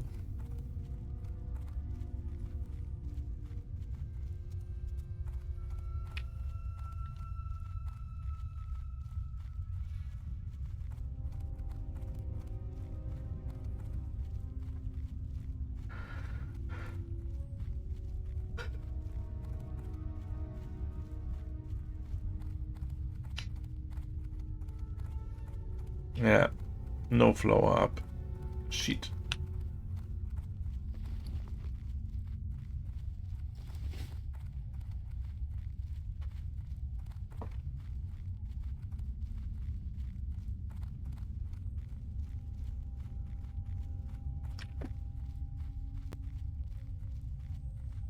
Maybe I should have used the potion time to farm more echoes.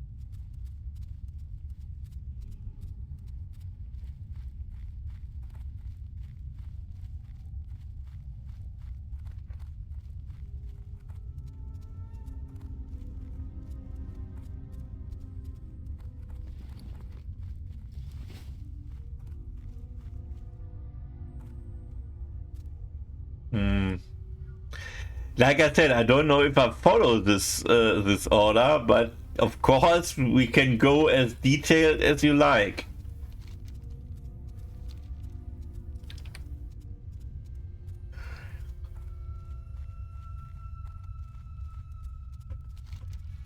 Oh, by the way, I must use the root.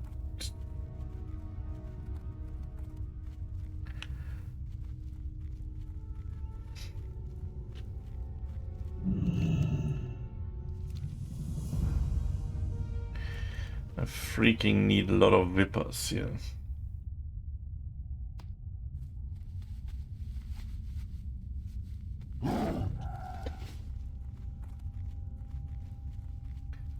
This while your lips are stirred.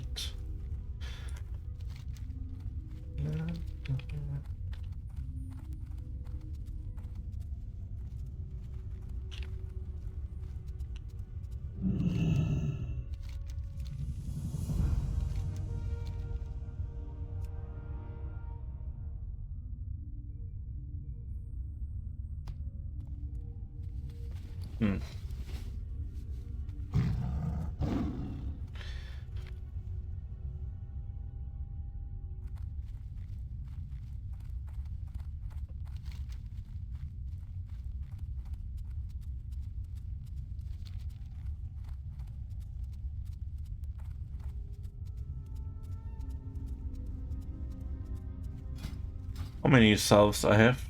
18. Okay.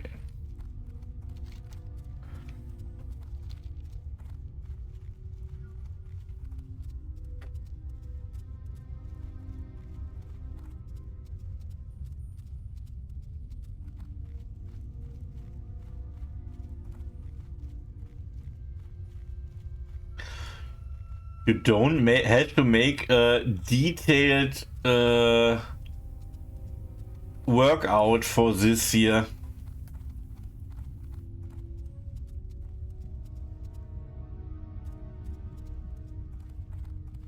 But I do.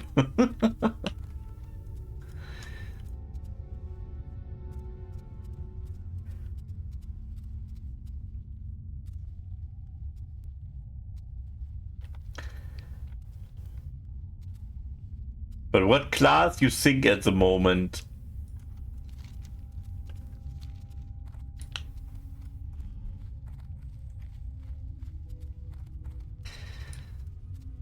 And maybe, of course, if you think about it more openly, so I can read what you think, I can give you some more informations.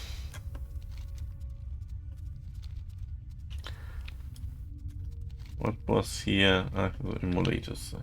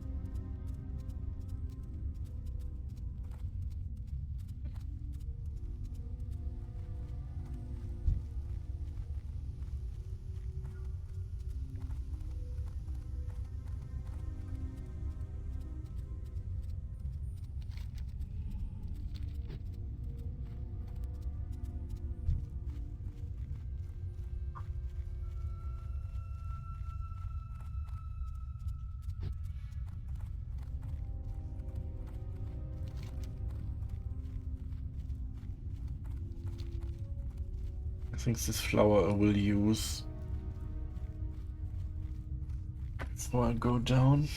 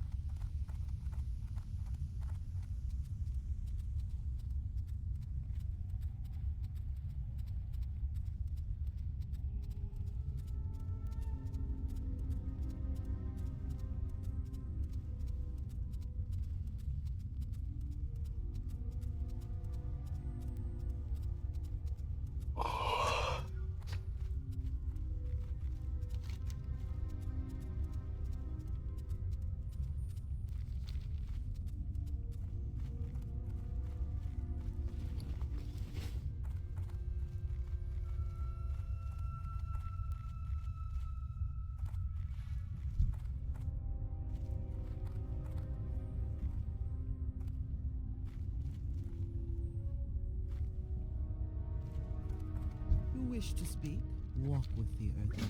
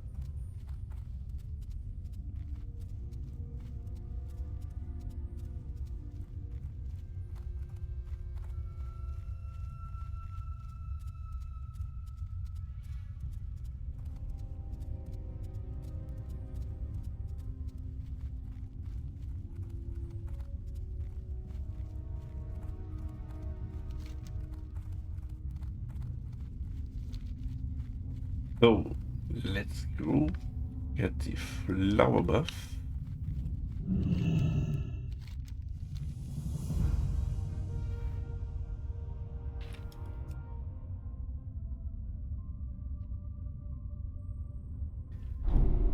And now it's time for some tricky things.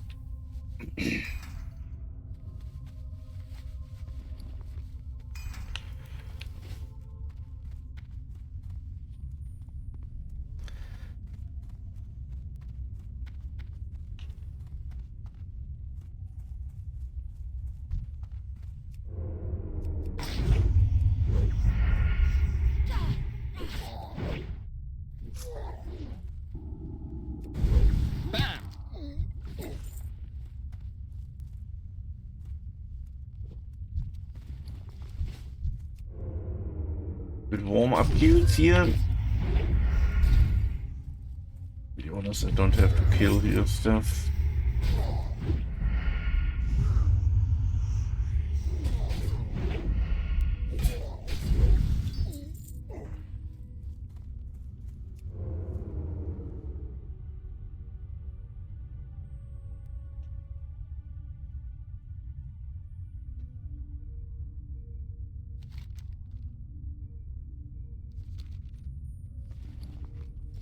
Should pick up here the Ripper too.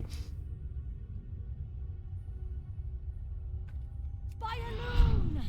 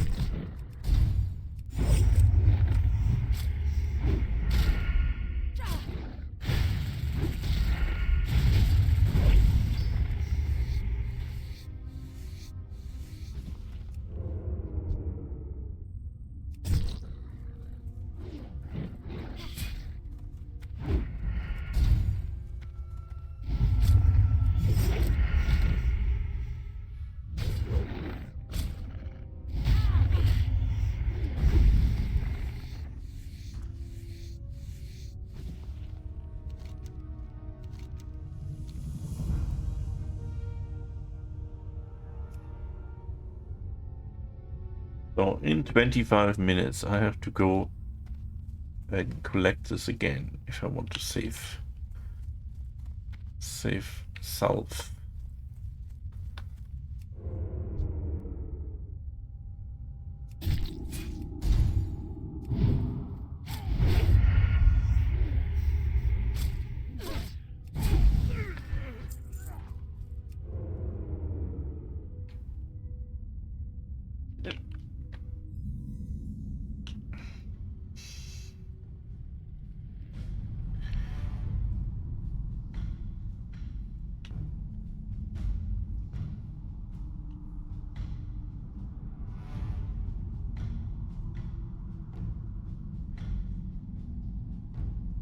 I have my top 3. Okay. Now let's see.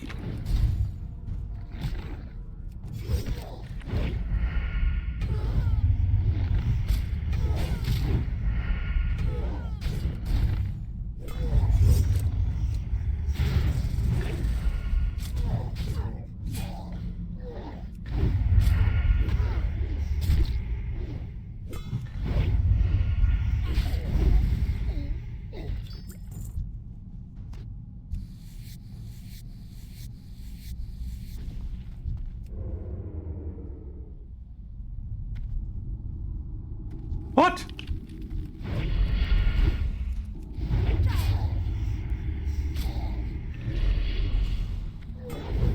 I wasn't in stealth? Did I unstealth somehow?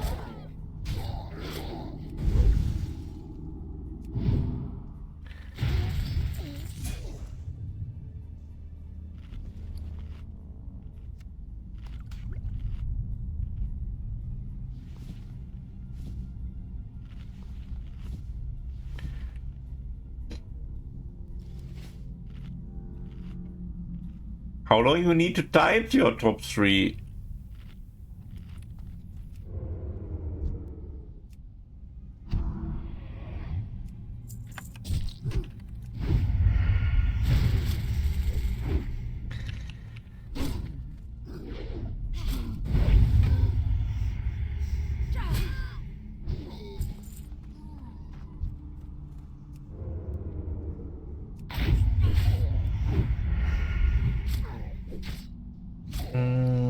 Oh, I need a key. I hopefully can farm it on my way. Ah, there's a key. There we go. Oops.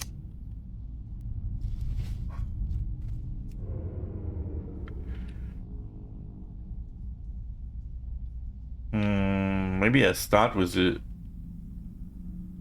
most distant.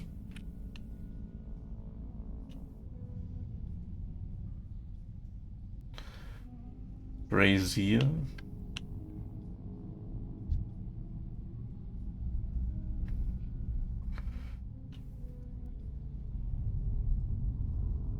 Oh, do I have to escort him through here? I don't remember.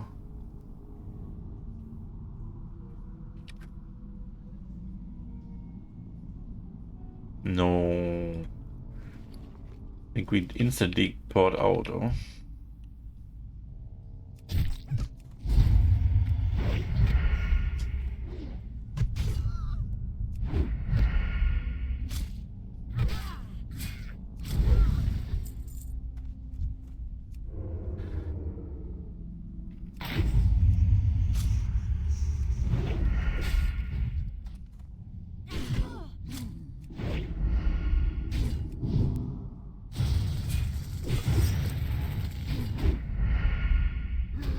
What are your top 3 picks now?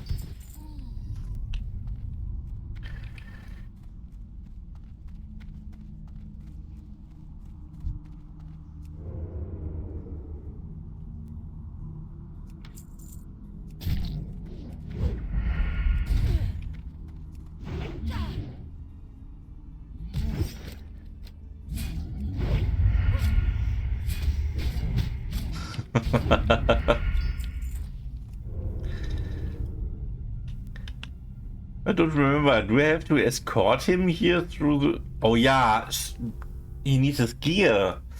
Oh, then let's kill more stuff quickly here.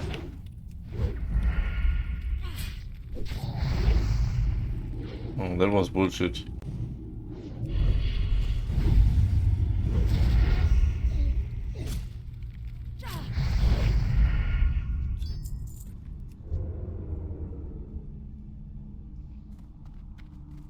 Let's move quicker here.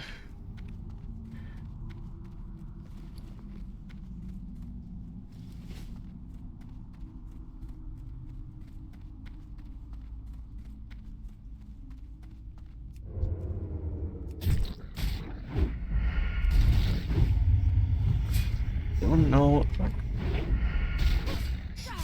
if it's wise. Oh, it's so long ago that I last time did this quest here.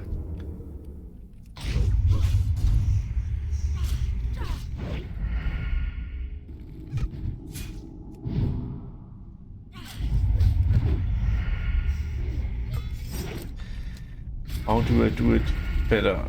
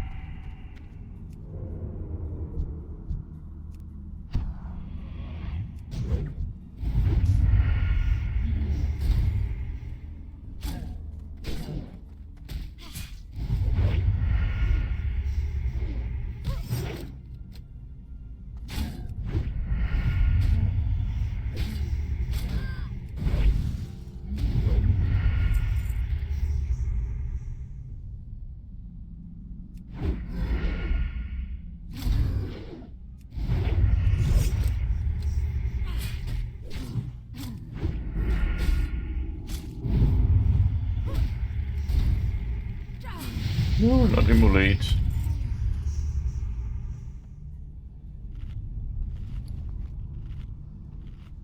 That forces me to sit down.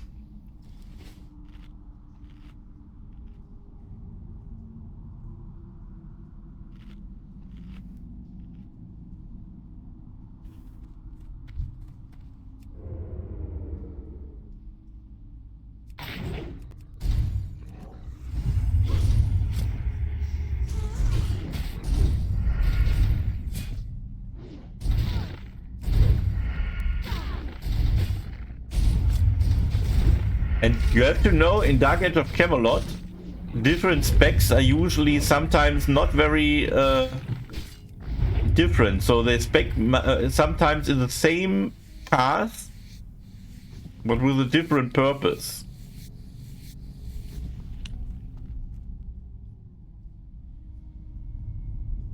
And you usually use one path very high.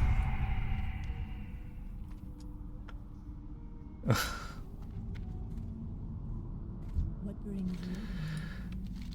Del Nadris. Good luck.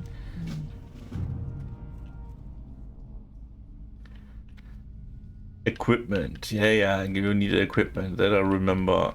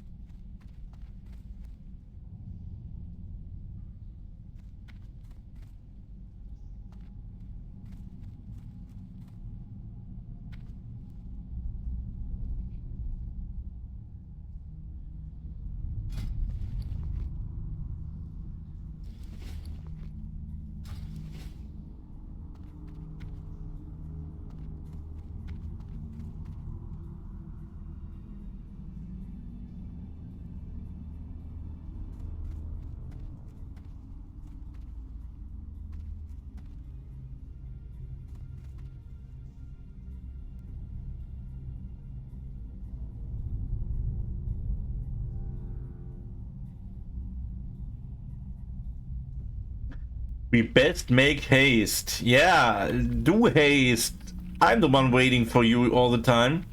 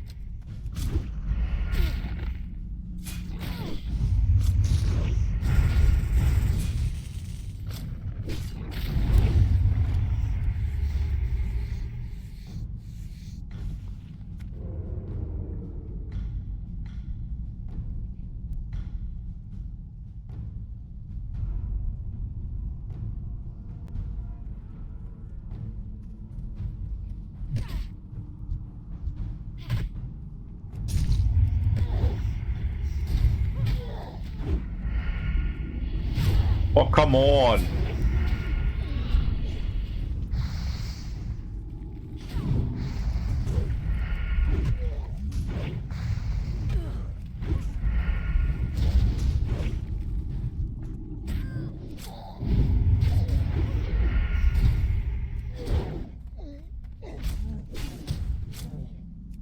He pulled everything with his little friend. I am honored.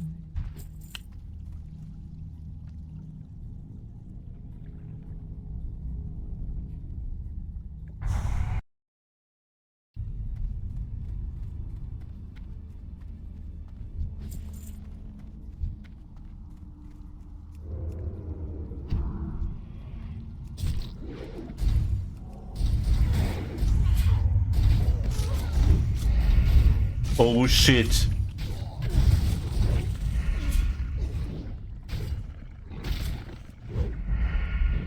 Totally forgot about these ones here.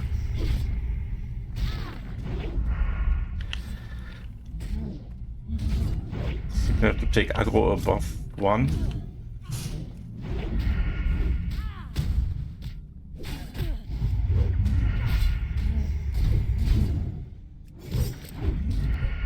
Yeah, let him tank 1. That should be okay. better than me here.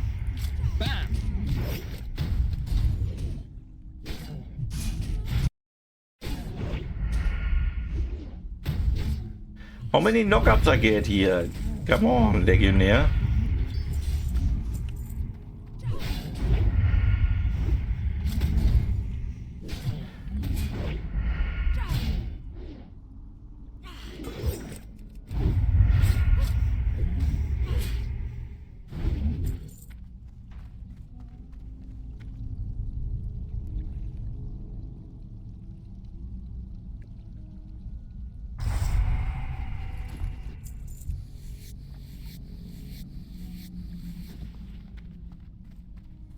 So fine, I should refresh my buff food, and I have a big problem.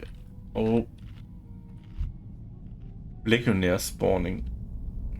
Interesting.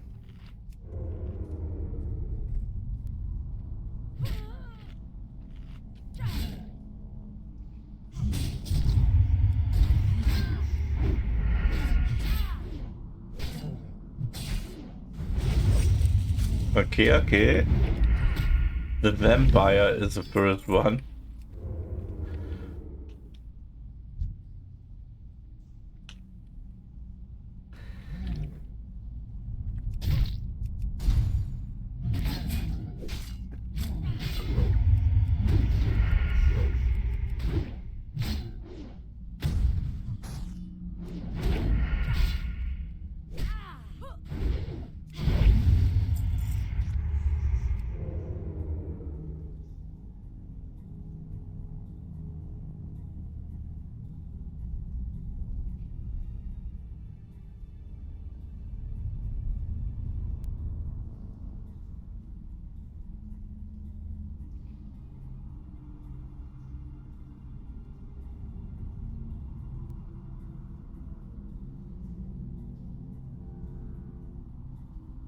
What spec you have in?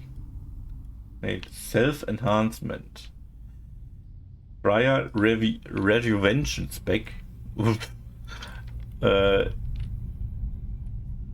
bone has a suppression. Okay.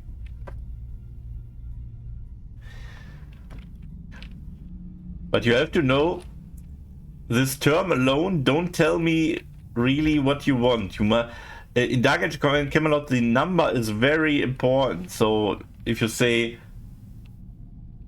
for example, let's say rejuvenation, you go 44 rejuvenation and this high in stuff and this high in buffing and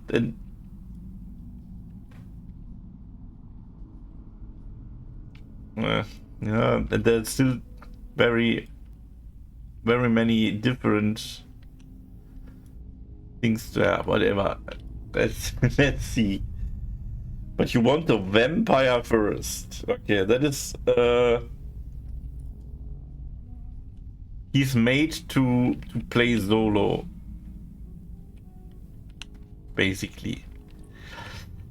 He's a guy, he has the pro thing that he has sustain and he don't need buffs because he has self buffs. Oh shit.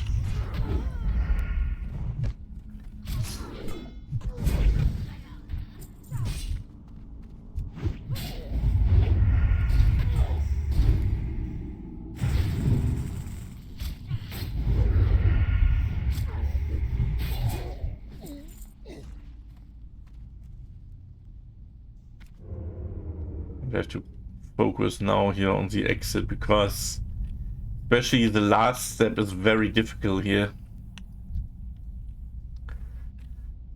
When we exit the dungeon.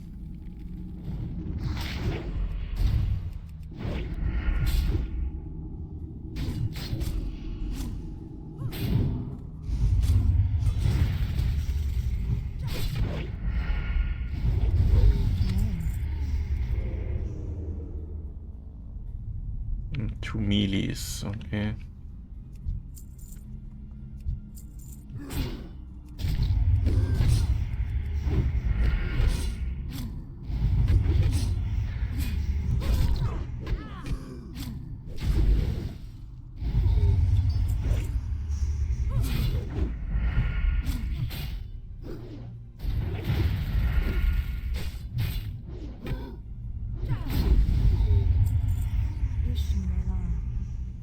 Okay, my guy has nearly 5,500 HP.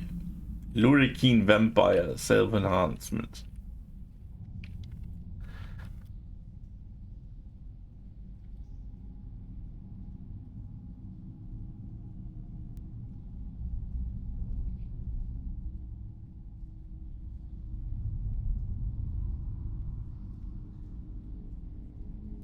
So, there we go.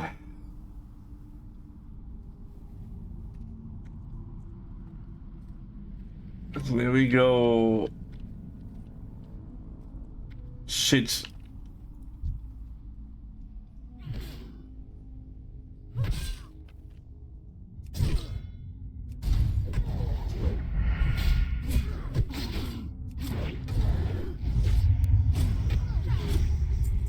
I'm not allowed to use any cooldowns. I need them for the elite guy.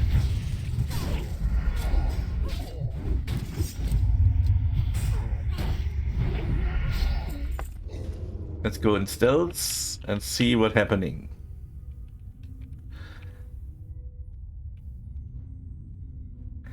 So here he should spawn, no?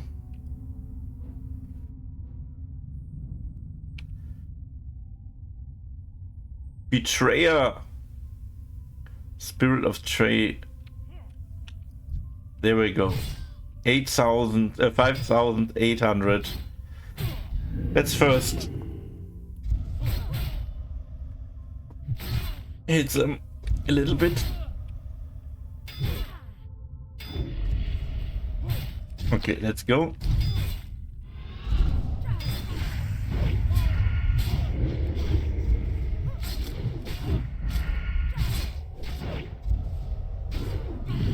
Oops. Very good. Good burst, good burst. Complete. So it's now I have to wait 3.5 minutes until I can collect this tuber again. End of the end, but the day to come.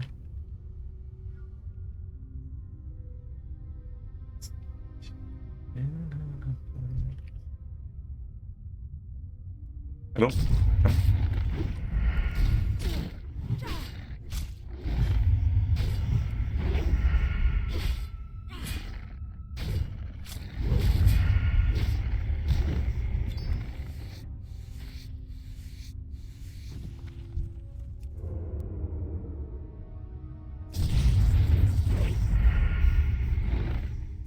No. Didn't you listen? I said at the moment I'm busy with leveling here and in Warhammer. No, I don't know when I can start the Dark Out of Camelot thing.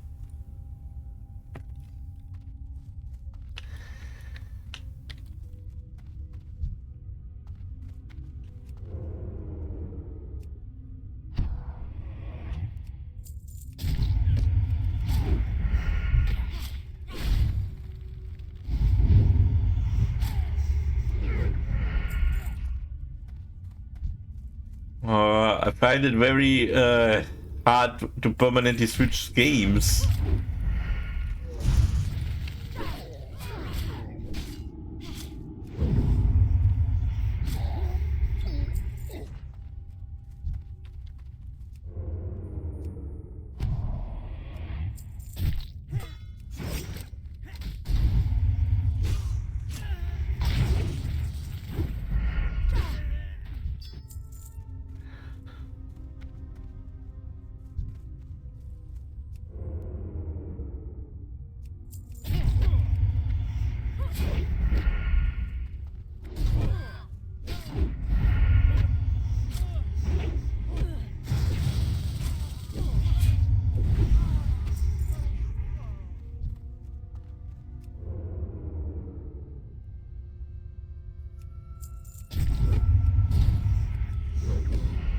I'm more thinking about in a month or something like this, not in a day.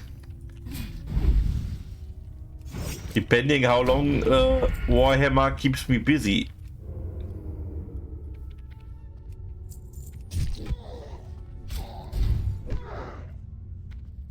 So when I finished here my leveling on this toon, I outfitted him and he is ready to farm. So he can swap between farming and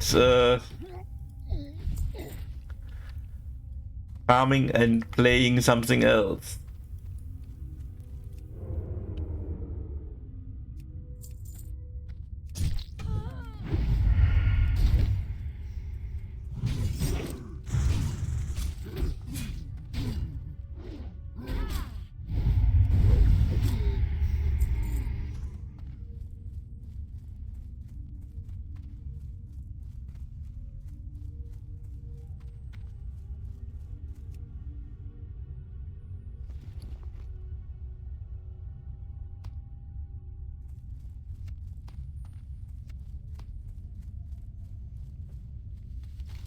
So, fine.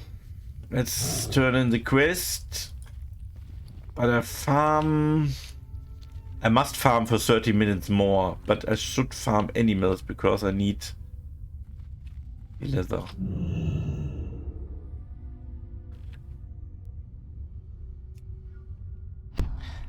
And I want to use my buff here.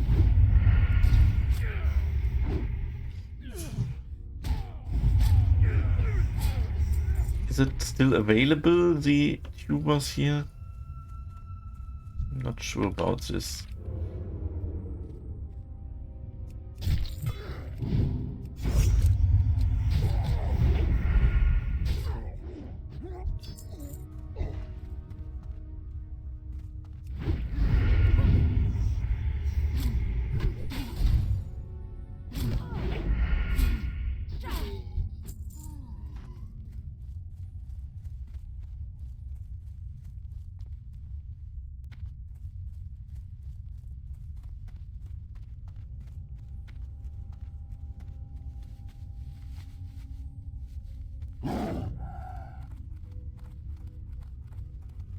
I think you choose with a vampire the only class that is, let's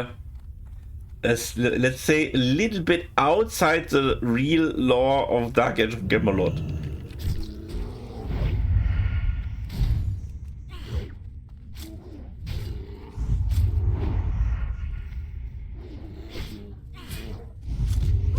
Every time thought when they introduced this class, that was the latest expansion class,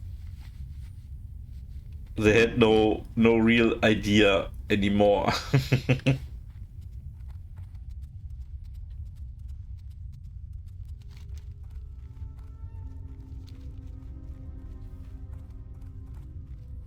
Okay, let's farm some animal on the way.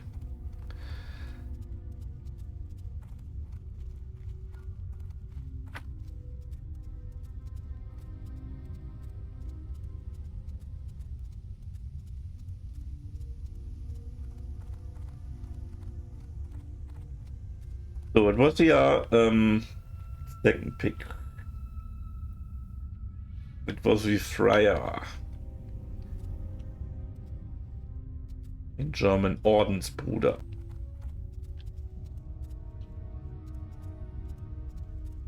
Third one was Bone Dancer. Bone Dancer is really an annoying class to play against. If you can't burst him down, he has endless sustain and permanently life leech him up again, and his pet heals him. I can say in RER, if you can't burst him in the stun, you never kill a Bone Dancer. And you had to use anti-heal poisons.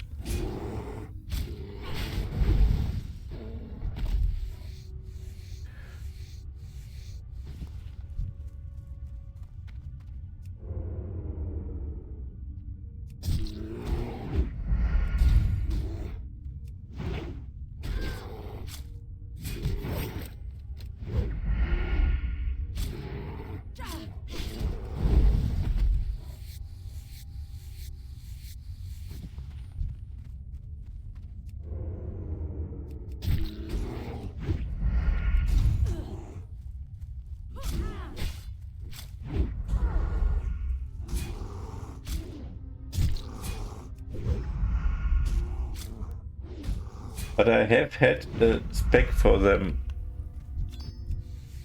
What?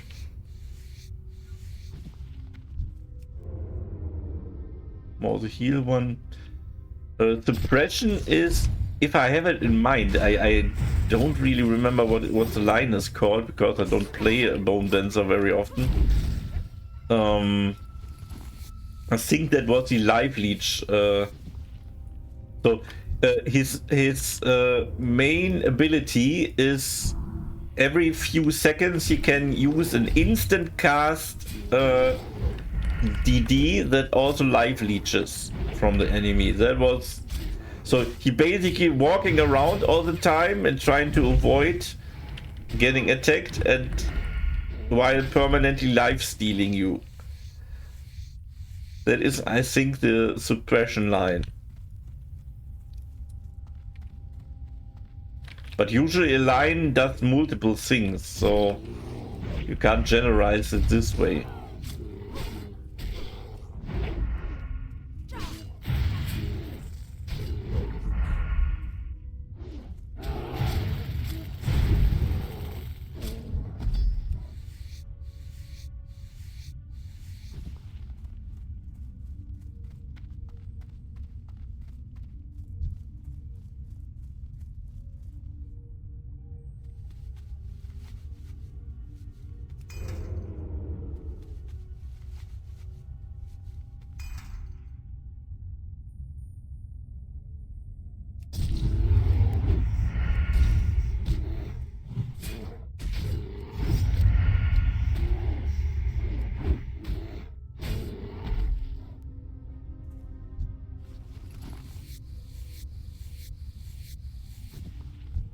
Yeah, the life drain, that is life leech. What I called. The damage spell that returns a little bit of the life you... of the damage to your life. The key point there is that it's an instant cast. Because in Dark Age of Camelot, contrary to World of Warcraft, you can't cast spells when you're getting attacked. If a spell has a cast time, it will simply get interrupted. You don't have a bar that fills up and you only get a little setback, you completely get interrupted. That's a key part of casting. Because that is the counterplay to magic. Put a melee character on top of him and smash the shit out of him. So he can't cast his spells. Usually, but the Bone Dancer is a little bit different in this regard with the instant cast.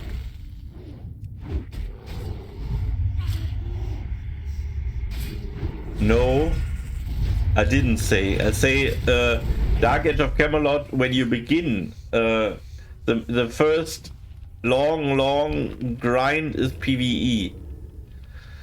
But the end game and the main purpose of Dark Age of Camelot is playing PvP. It's the PvP game.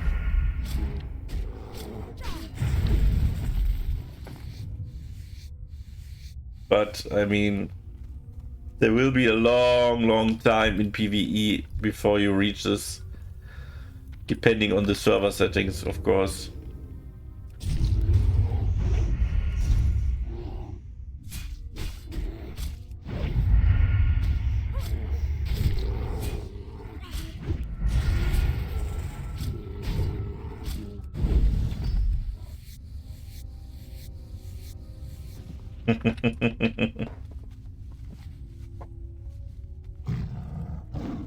I know. Normally, you look at the PvE in Dark Age of Camelot more like a necessary evil. Basically, the road to PvP.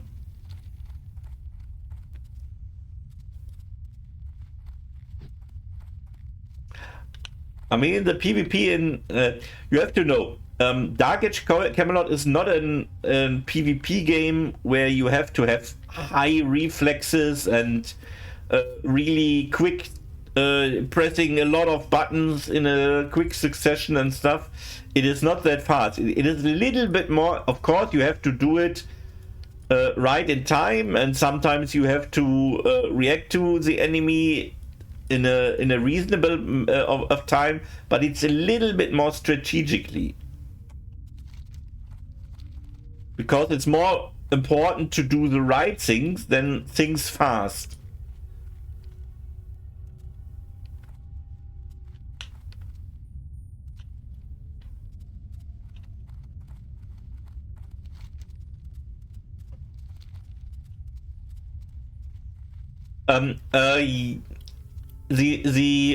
Basically, when you start leveling, you are in your own country. That is a safe zone.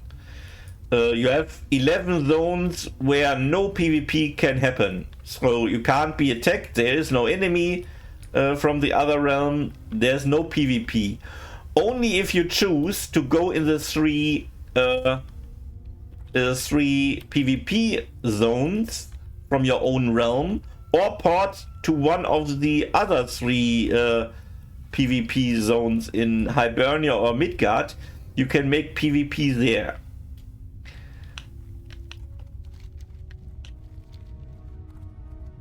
So you have the choice, and usually you focus on leveling while you PvEing, and don't do a lot of. You sometimes do a stop. There are so-called battlegrounds in different level ranges, where you can make a little bit PvP in a very closed, let's say, little castle fight. The reason for this, you use this because you get PvP points, and for this PvP points you get a rank, a PvP rank, and with the rank comes abilities. Shit, is he? Here's a cleansed whipper. And this abilities can not only help you in PvP, also in PvE. For example, a very common one is that you want to get 3 points, 3 realm points for every caster to buy MCL. What is basically every 3 minutes you get a little refill of your mana, for example, which is very handy while leveling. So you jump from time to time into the PvP. It's not like Warhammer where you're constantly PvPing in your leveling road and have no disadvantage. In Dark Age you can't level really through PvP, so you have to PvE.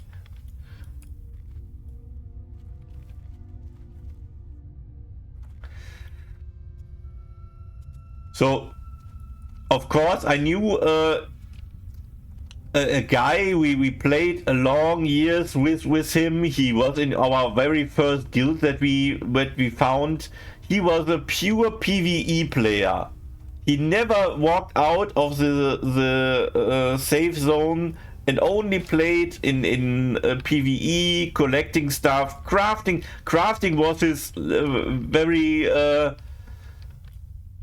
very desired ability to do. He crafting for everyone and was selling permanently in his vendor stuff for other players and so on.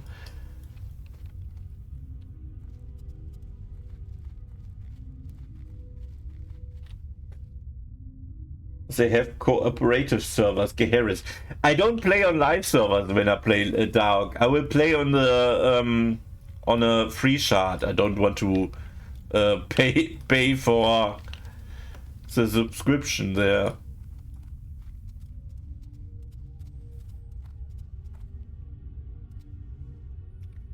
And the free shard have the standard rule set. It is called Eden. Why I'm evading all the mobs? I mean, I literally want to fight some here. How 90 minutes. Come on, let's fight 90 minutes a little bit wolves and bears. I need leather, charts, and the XP comes handy.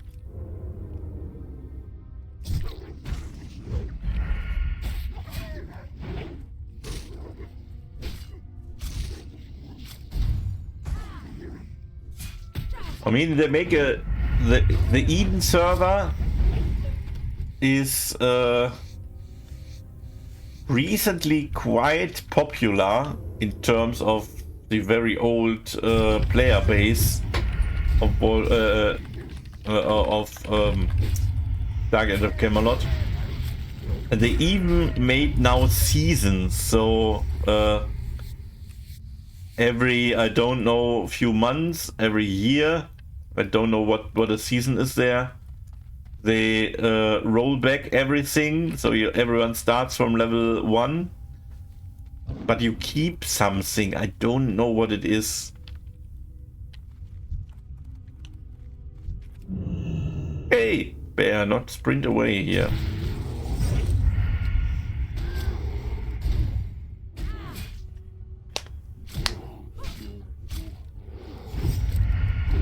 But they also have what a lot of players dislike about of Dark, that they call this often as the downfall of Dark Age of Camelot, the introduction of Trials of Atlantis. That was literally a totally new zone, and the first time, and a lot of epic PvE, long story, large scale quests that you only can do with 50 people or more, and that's a long quest chain and a long things to do. They based around the Atlantis mythology, so a lot of things is underwater, and that is what people don't like about it, because it was so much PvE content. But it's the first time they offered you an upgrade to your normal gear, and also quite unique looking cosmetics, let's say. It's not really cosmetic, because usually the items has a different effect, but it gives you also a very unique look with a lot of stuff there. And people don't like it. That was the phase when Dark Age of Camelot players gone down. But to be fair, the real reason was that close before World of Warcraft started. I think that was the real reason, but a lot of people complaining about still this update. What I like, I mean, I had a lot to do there, so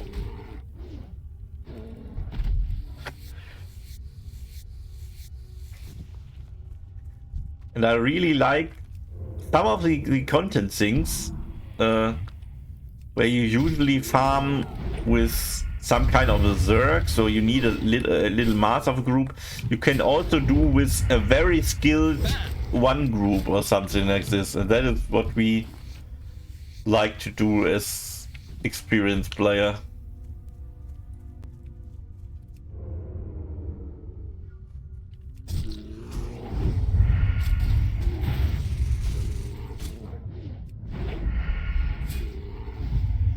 But it also comes with, there was a lot of legendary mobs around the world that dropping key parts of artifacts, and they have a long respawn time, and of course player with more time camping them 24/7. That makes a lot of casual player upset then about the game, that they never have a chance to get these things, because you can't reserve the mobs there. There's not attacking a mob and then it belongs to you. You can try to steal loot there. You only have to hit the mobs once. And then the first who collects the item gets the item. Even if he's not in a group.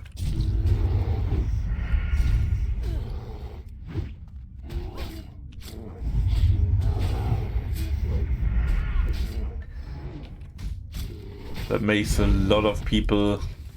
I mean, it's also... The time investment was a lot of higher. The main advantage of Camelot is if you equip your guy with a solid gear for PvP, you never have to PvE again. There's no real benefit. There's no special drops or something like this. The gear that you can craft is literally absolute top for everything you can do in PvP. There's only a little, let's call it cherry on the cake you can put on with a different look, or one little ability you can use from another piece of equipment. But you can absolutely compete with others who farmed their lives in PvE. Even with low time investment or lower time investment. An MMO is never low on time investment. But with Trials of Atlantis, this changes, because some of the artifacts that are available there give you a good advantage or new strategic possibilities. And what's more important, the large quest lines offers you new abilities, master abilities, and this you have to do if you want to compete in Aria.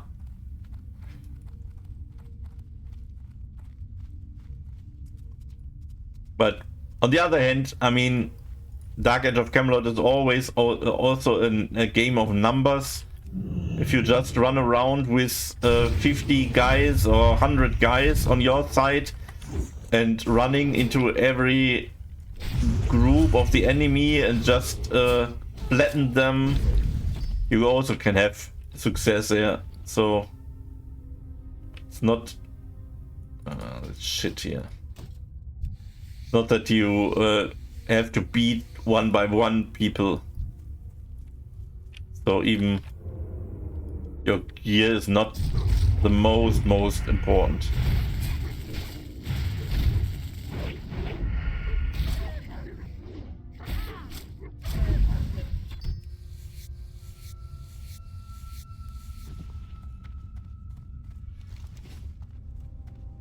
In 2.5 minutes, this Whipper is up again. Come, let's go there. I mean, I paid for it. I should harvest the fruits.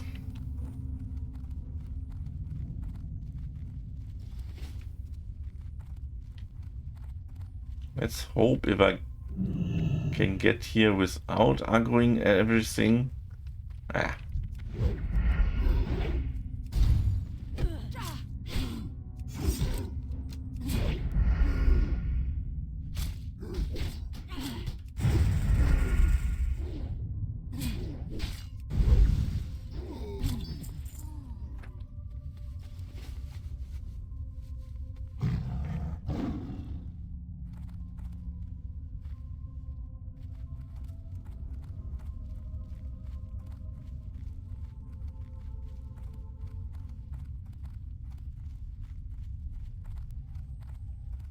But Dark Age of Camelot is not the game like...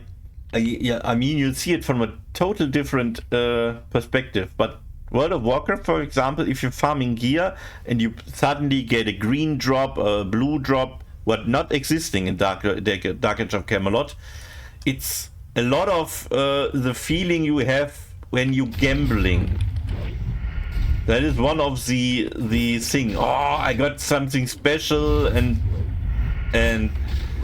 in Dark Age of Camelot, you get usually or the most drops are random generated. So you have a little bit of stats on them, fitting usually to the mob level, but they're not that big of a difference.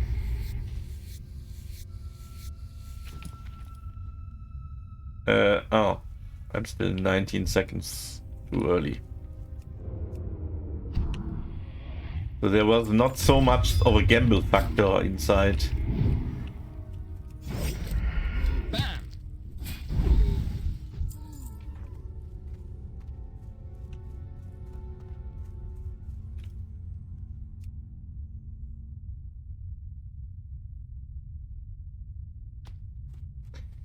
So, Vipper collected. Let's move back to...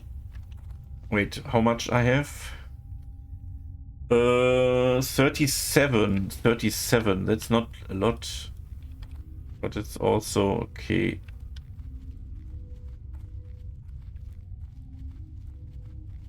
Okay to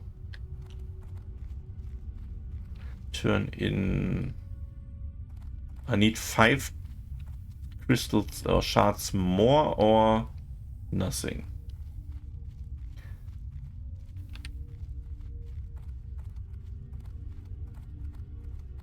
Let's kill some wolves on the way back. Let's see how many shards I collect. I need 42 shards in total. That means I need also get rid of bananas.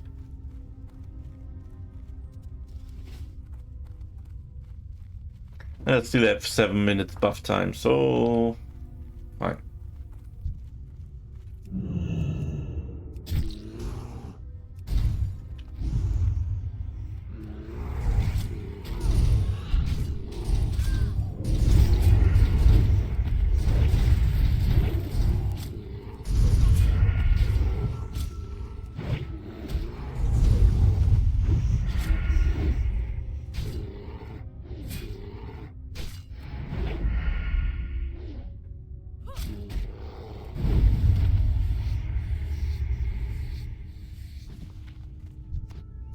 Oh, the patch of tainted skin. I also have to keep track of this.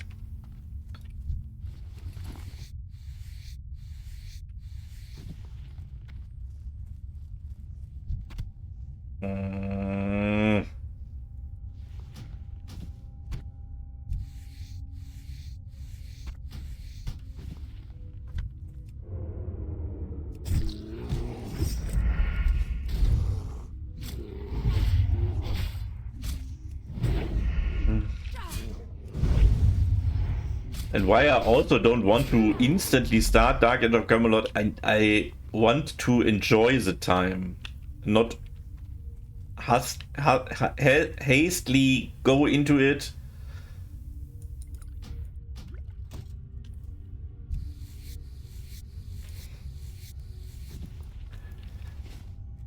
And only jump between different games and only have time for 1 hour and something like this. I mean, a lot of locations inside of the game and stuff that reminds me on so many memories from back in the day, and that I will try to explore. So I don't, of course, won't be quick leveling or only do the optimal stuff. I want to see the good old stuff. I really don't. This bear's dropping these bones all the time. That's a little bit stupid.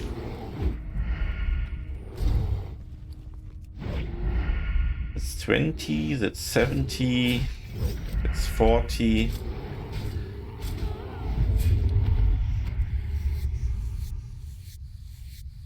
Why they don't drop now shards anymore? What the fuck?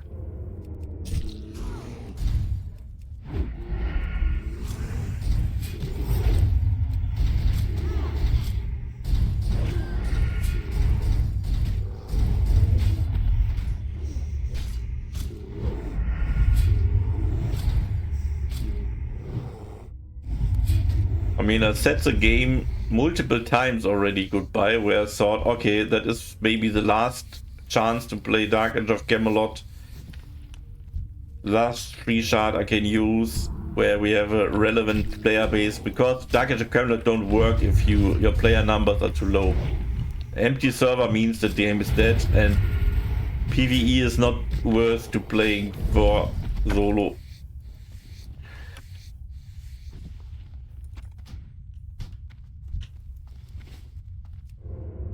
It's not like I can do a project like World of Warcraft here.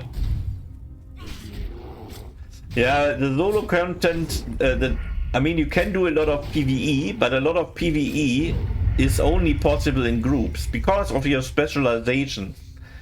Your classes are, the classes complete each other. There are only a very little portion of the classes that are capable of doing a lot of PvE stuff, but even they can't do the high level stuff and so on. You need other players for this. And there are no PvE content like farming here in, let's say, close to end level and getting anything out of this. If you're leveling, you don't farm anything for your gear. Nothing you get by leveling is important for your end level, because you simply craft the end level stuff. You farm for money, that's maybe the only reason. And you even don't have to farm mats for crafting. That was a really weird crafting skill, because you never have to leave your capital. You only need money. Then you go to a vendor where you buy, let's say, iron and wood and whatever. Craft something out of this and get a skill point, and sell this back to the vendor. So the crafting system was is maybe one of the major weak side. You can brain AFK, stand days and days on an NPC that's selling the stuff you need to craft, and running only between this NPC and the workbench you have to use. So money was the real limiter there, not the farming materials. That was not the greatest side of Dark Age.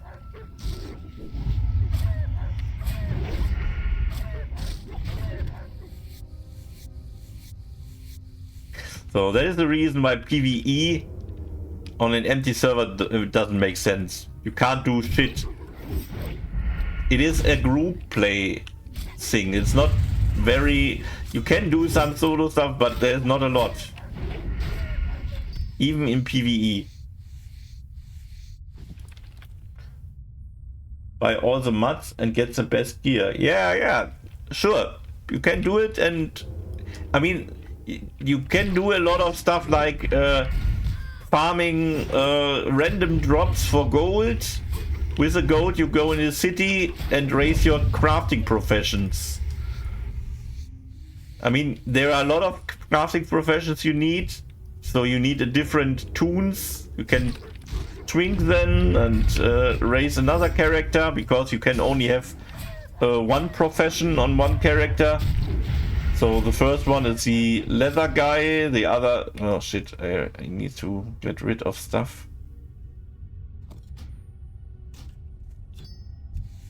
The next guy is the enchanter guy, who basically is the most important one, because the crafter only crafts, let's say, a leather armor. But on this leather armor are 0 stats. It's only like a base. But you need this base in a very good condition that you can enchant this armor with stats. And that makes it makes the enchanter. And then you need an alchemist who crafting potions, so your consumables.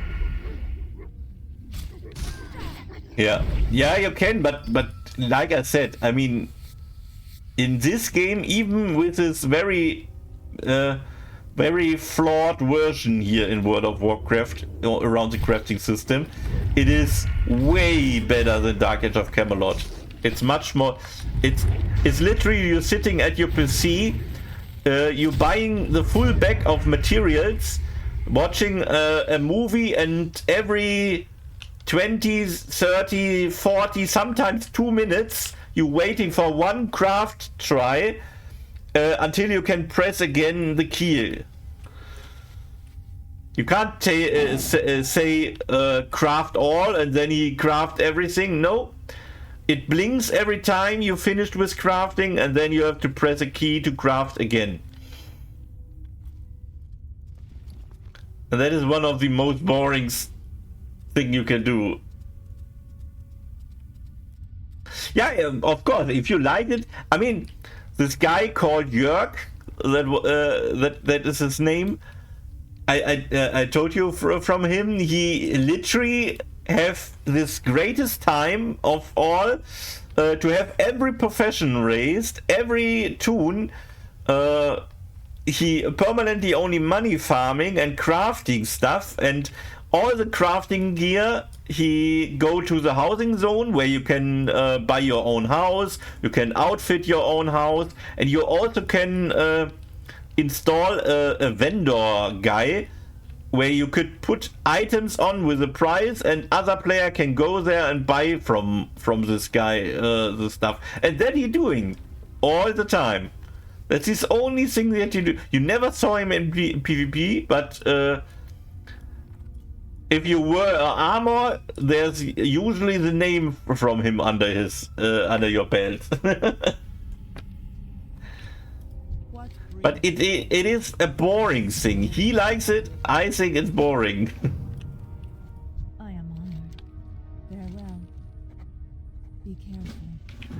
So I have new quests here. Wait a minute. But what for quests I have here? Oh no.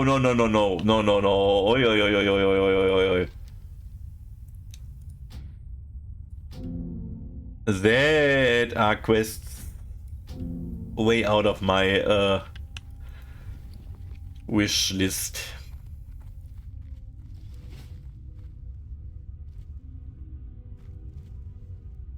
So that is a problem that low population server for Dark don't really work. You will have a very low population of very hardcore PvE crafting guys, but they can also play, I don't know, Minecraft or whatever. It doesn't matter. It's not very challenging. They're usually only crafting.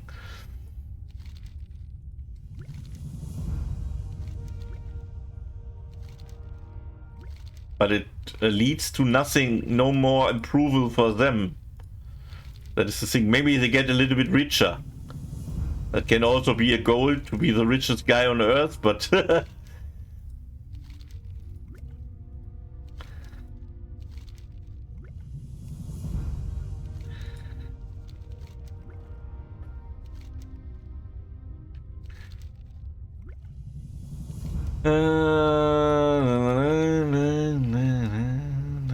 okay, good. We have 5 soul. That should be enough for now.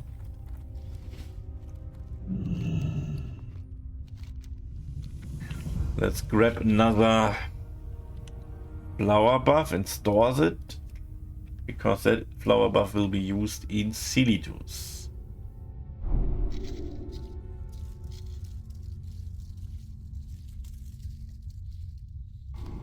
But before Silitus,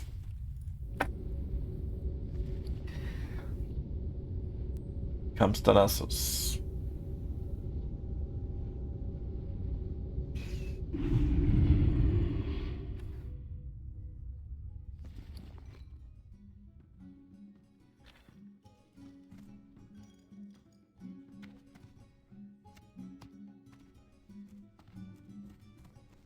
Talk to me.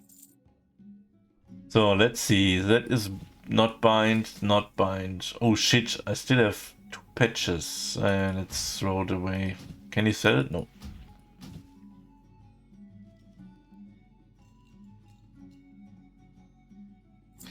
That can be sold. That I need. That is for the hunter.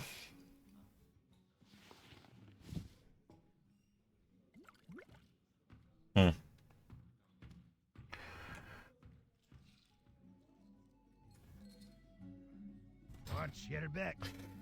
Shit, how much? How many skill points I need to open this chest? 1!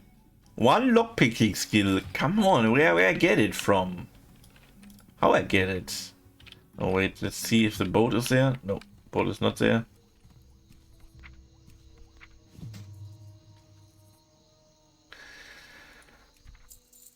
Oh, I forgot to visit Winter Spring to turn in the...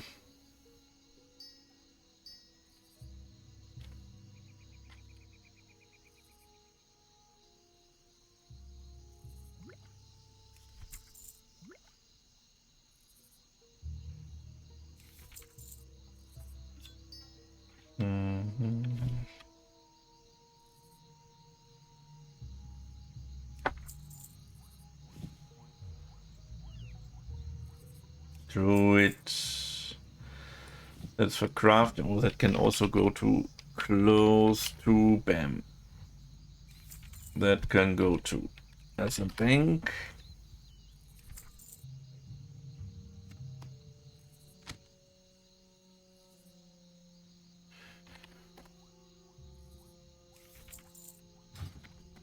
Oh, the boat is there. Oh no, no, no. It sneaks in the harbor.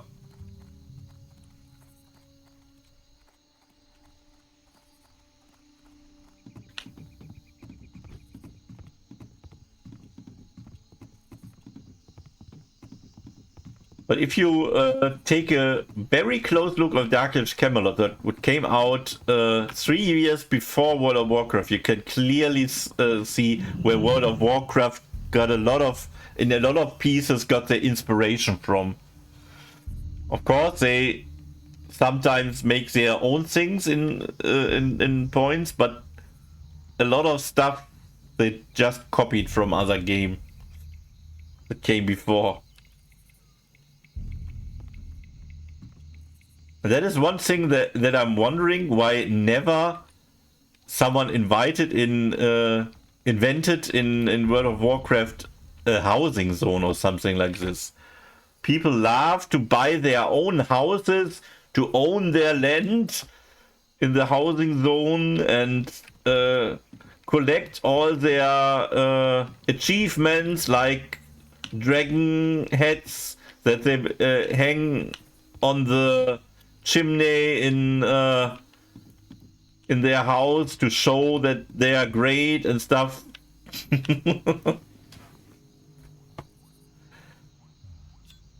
For whatever reason, World of Warcraft didn't implement this, and it was before World of Warcraft and after World of Warcraft. There was games that does this. Like Lord of the Rings was very big with this.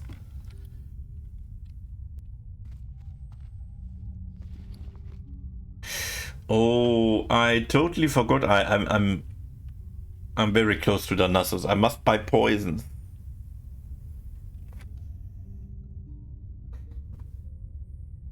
Only need enough poisons to get to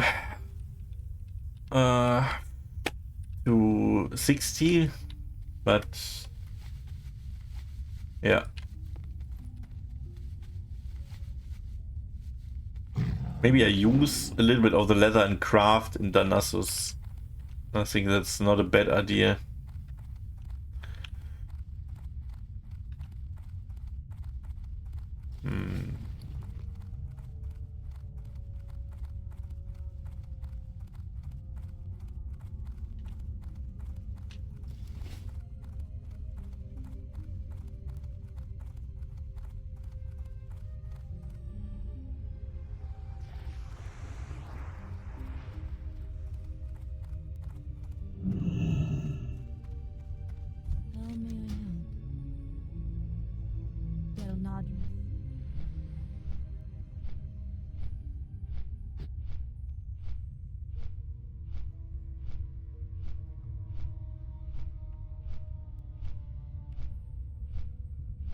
But you will see, Dark Age of Camelot is also... I mean, in World of Warcraft you press a button and you use a ability as long as it's not on a global cooldown. Dark Age of Camelot is differently from this. Casting spells, of course, try to cast instantly, but melee abilities, there are only a very few melee abilities you can use at any time, and then it only replaces your auto attack. So you simply have to wait. It's not direct responding, but you have to permanently watch what the enemy do. If you parry him, if you evade him, if you block him, that gives you the option to use different styles, because your styles are often have a prerequisite of, hey, you can only use this after blocking. And same goes with positionals. There are often styles you can only do from the side of the target, from behind the target, from the frontal. It's much slower from fighting wise. Like I said, it has a lot of more strategical elements inside. Dear madness.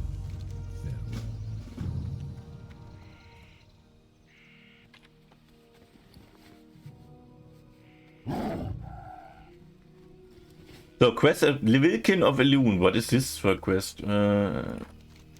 Which asks to do it. Yeah. So, let's see. Let's grab all the leather I have, so I can craft. Is there anything else I have to do here? Oh yeah, poison.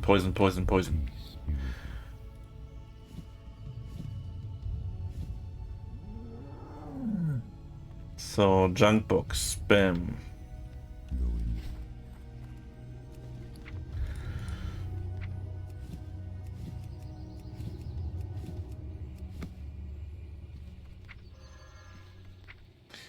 I don't want to use the close before 59. It's too early.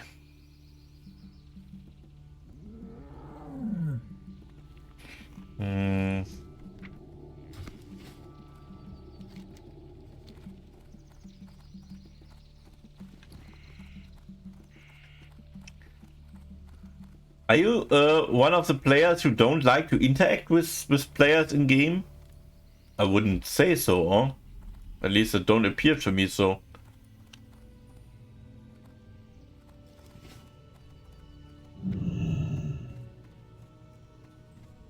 Feel free to browse.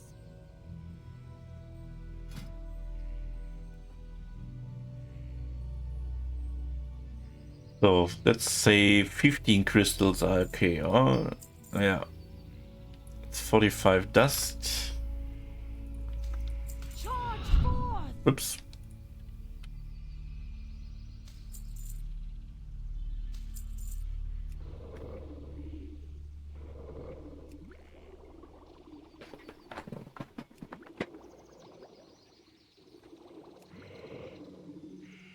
I think that's more than enough if I think about it. I mean, it's hard. It's about 5 hours of gameplay. Yeah, that's more than enough. 20, that's 10 half hours. Yeah, 5 hours of poison time. Maybe a little bit less if it expire early. 5 hours should be enough for 1 and a bit level. Good luck, friend. Oh, I must store this stack here.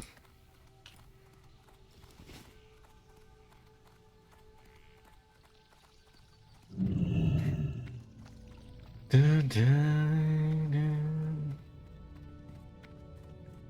am honored. Illuminate your path.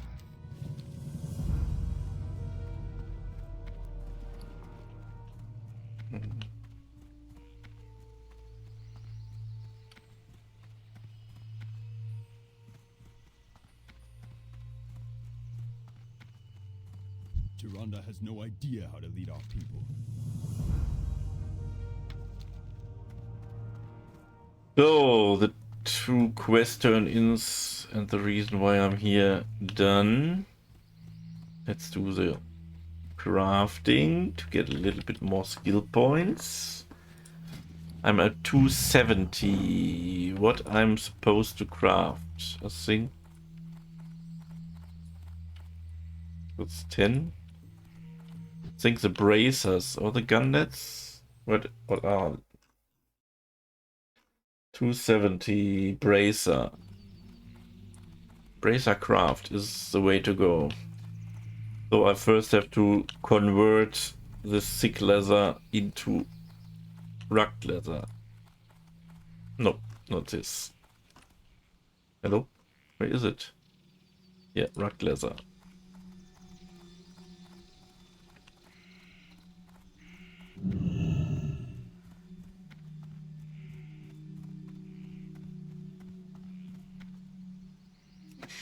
So, I AFK a little bit until I finish crafting.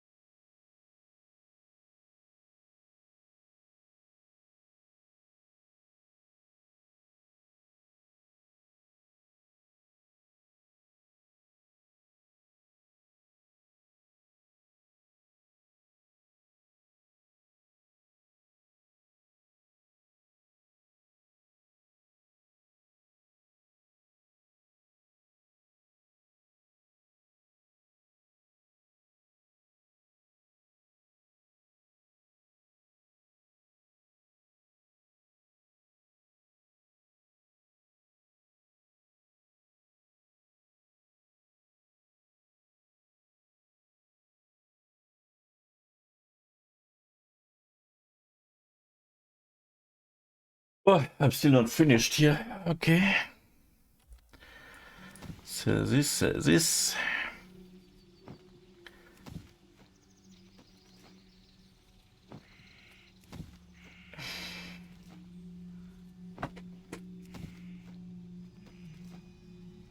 Are you still listening or busy with work?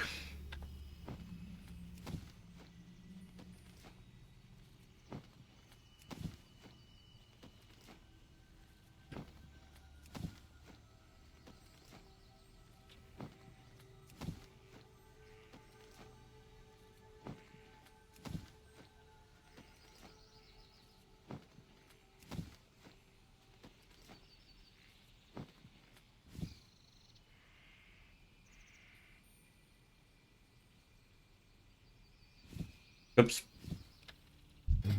Want to sell it. Bam.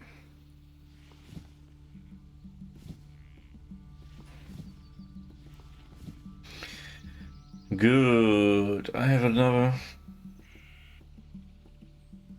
crafting mission. Wicked leather bracer. How many are this? 8, 16, 18. It's more like 18. It's 20. Let me 20.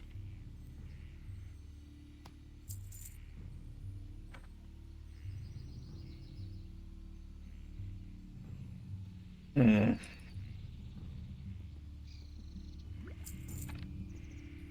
10 possible.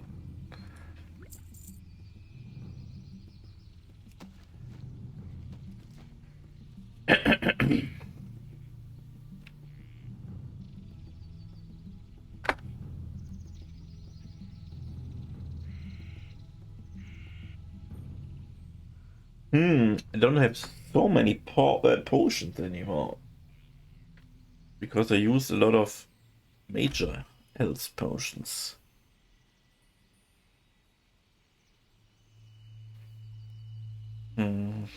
Okay, I should get the last few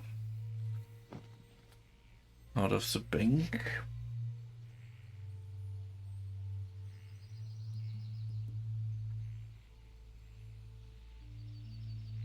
I also can't skin a lot of mobs in Editus. The Scorpions will often drop the Scorpion skin. Can you skin worms? I don't think so.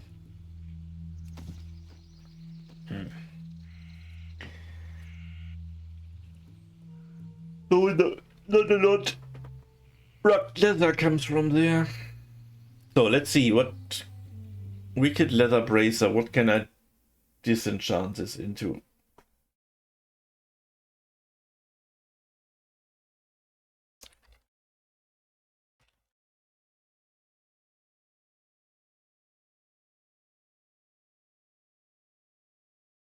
Bracer.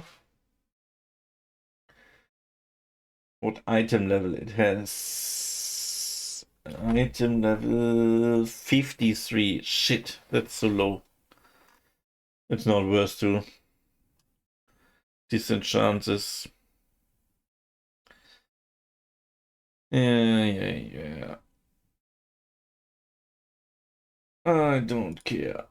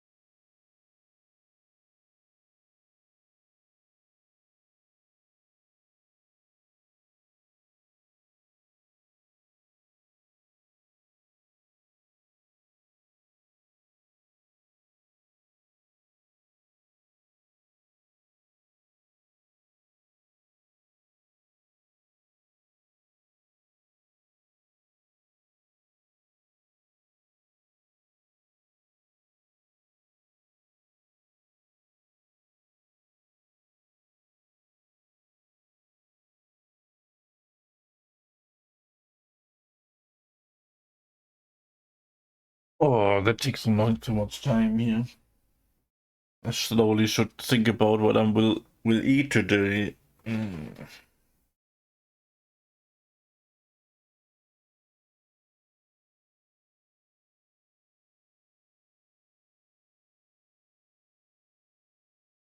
Oh, someone writing me.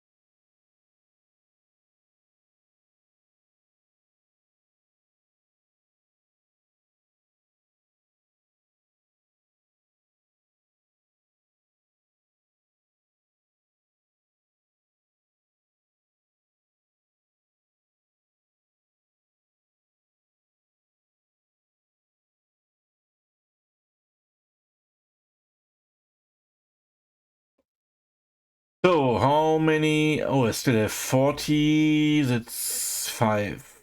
1, 2, 3, 5.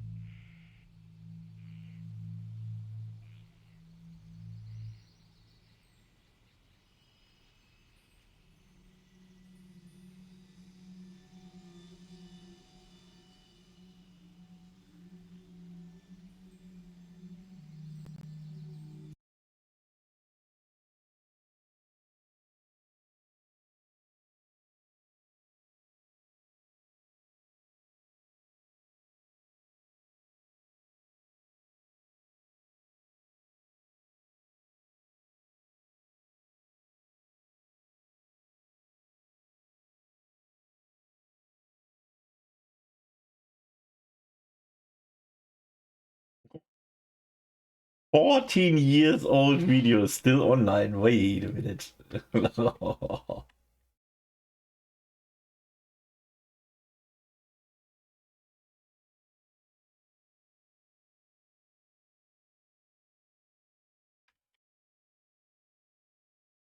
Oh, there's a new video of Camelot Unchained. Maybe I should watch this.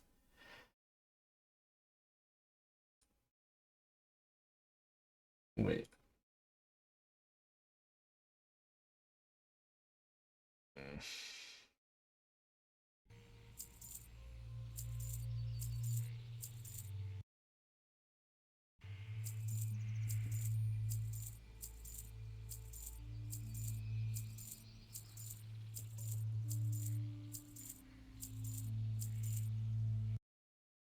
Be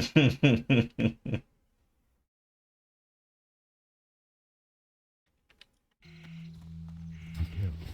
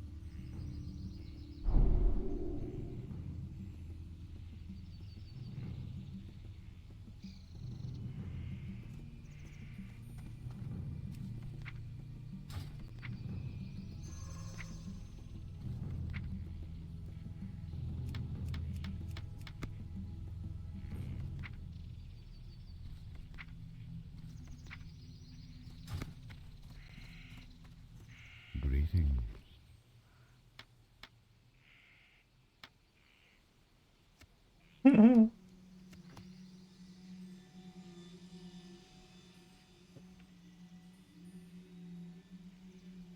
luck, friend.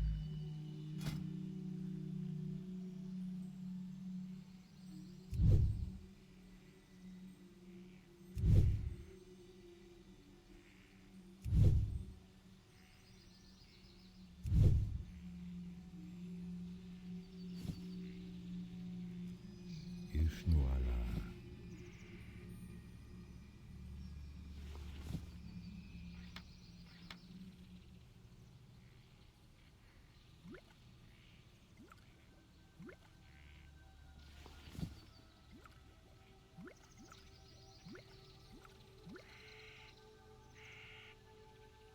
Hmm.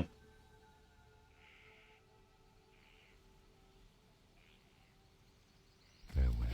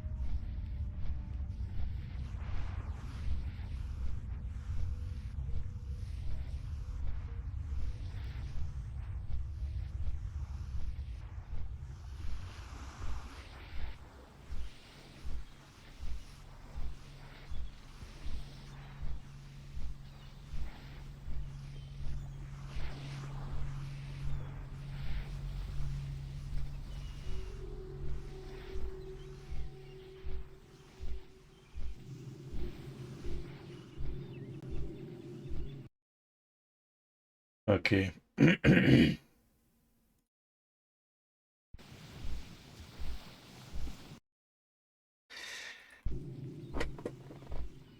Nothing new on the disappointing Dark Age of Camelot Unchained front.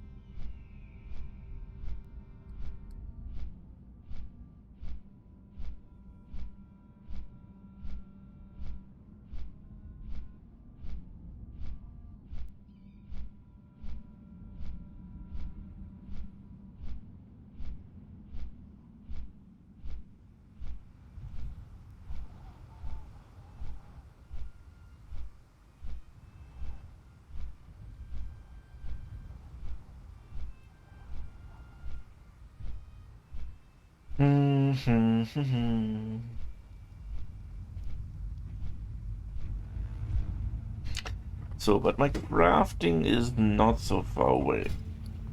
7 more points and I'm done with leather working. Should be okay.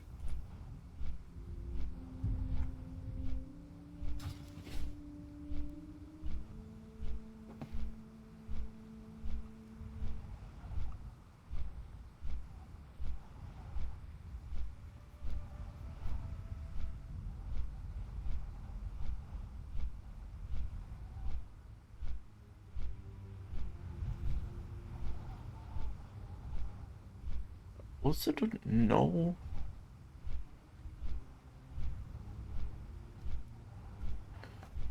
how I progress. When do I drop leather skinning and have to take a different profession?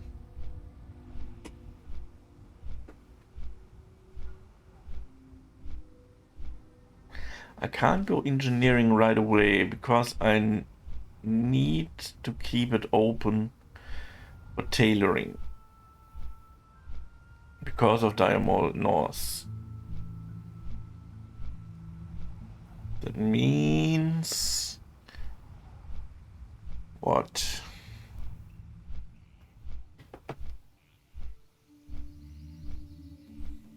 Means what? Can I go to or something else then or not?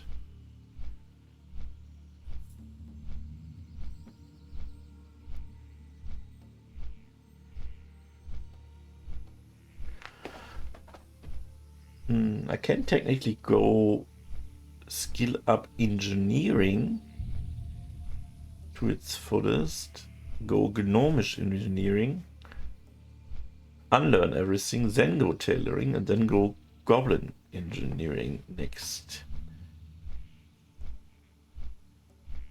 But I can't use a lot of the items then while I'm respecing tailoring anyway. Oh, and I have to... Enchanting is also one thing I have to do.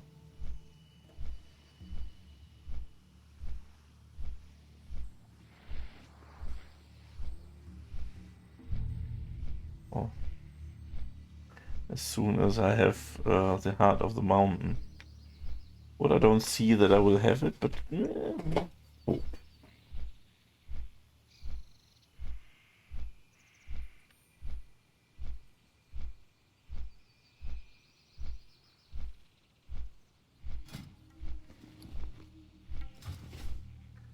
It's more important for the druid, but... For the rogue I want to have it too.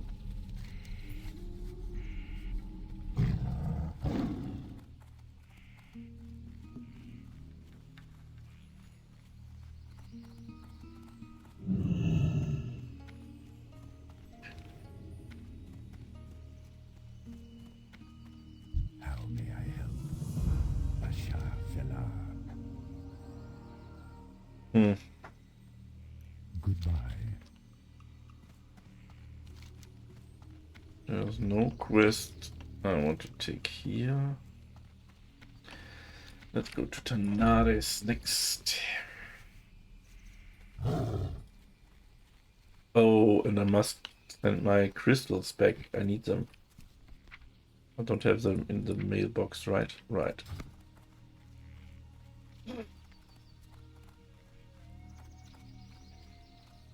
Can I assist you? Good luck, friend. Let's go to the bank.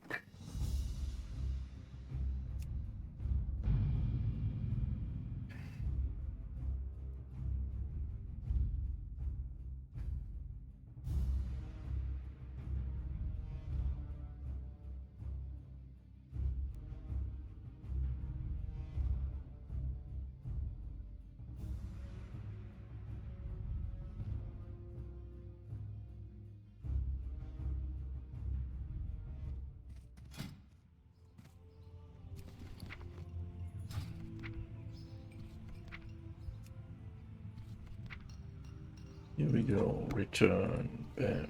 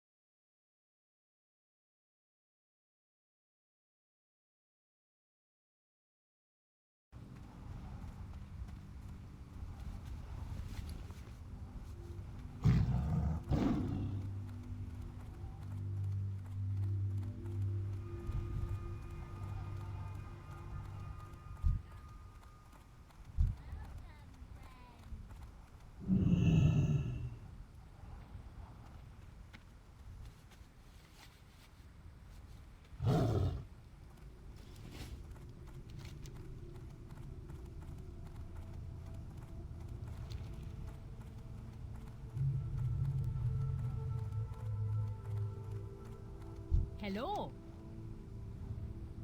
Keep your feet on the ground.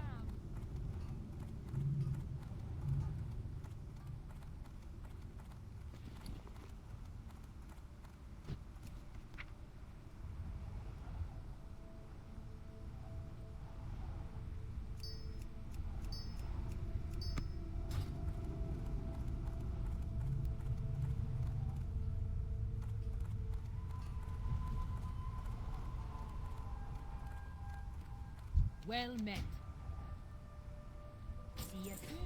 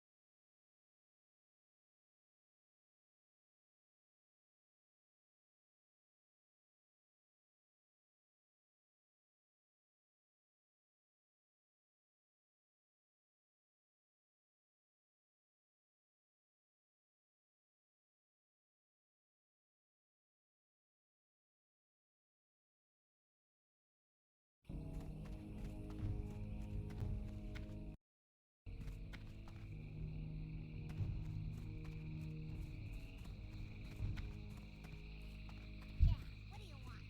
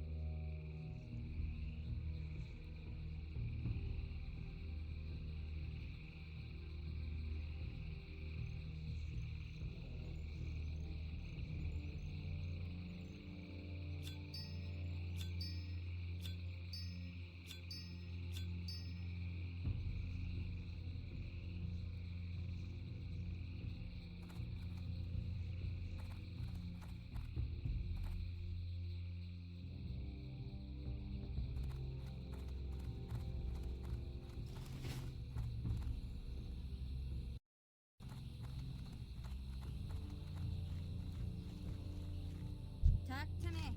See you soon.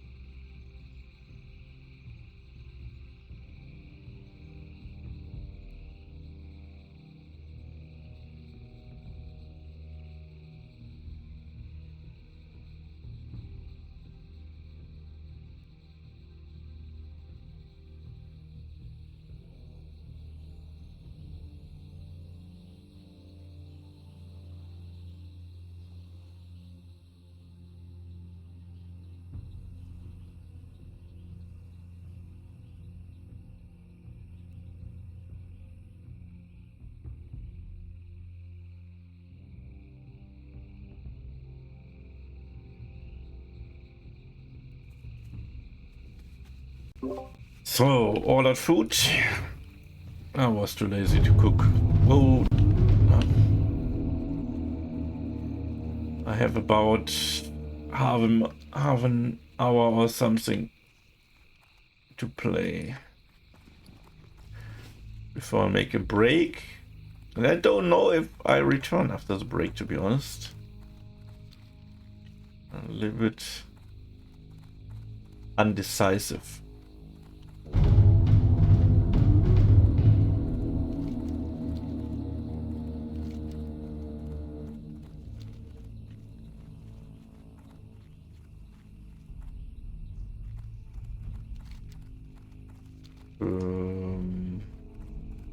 I want to explore this area.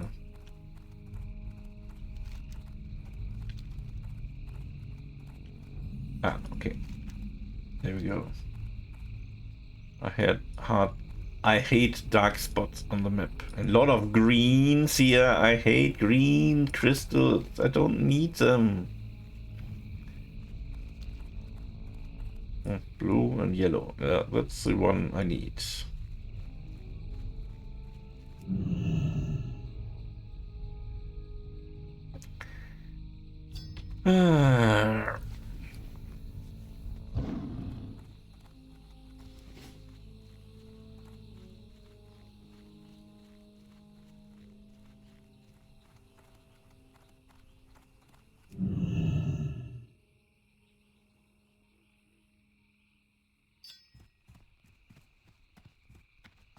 Oh, I'm very close to 59.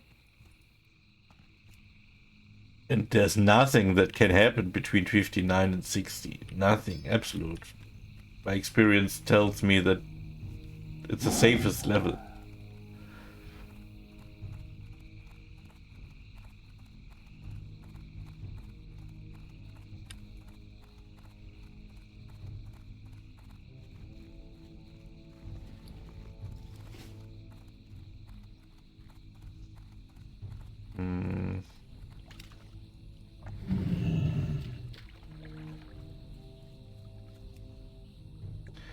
I need much more of these sprouts here. Missing 9.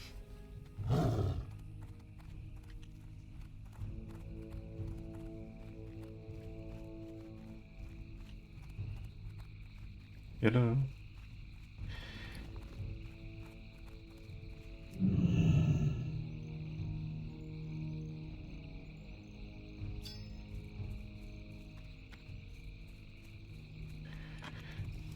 So the need for the delivery about 30 minutes is set. I expect a little bit less, but also there's a lot of lootable stuff on the ground. I maybe should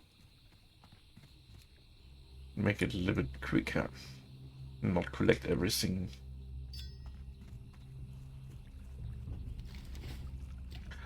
Oh shit. I must visit the pylon.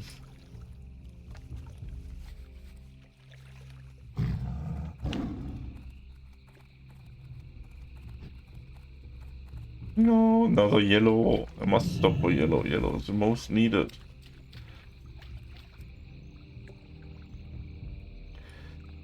Where turn in north? North?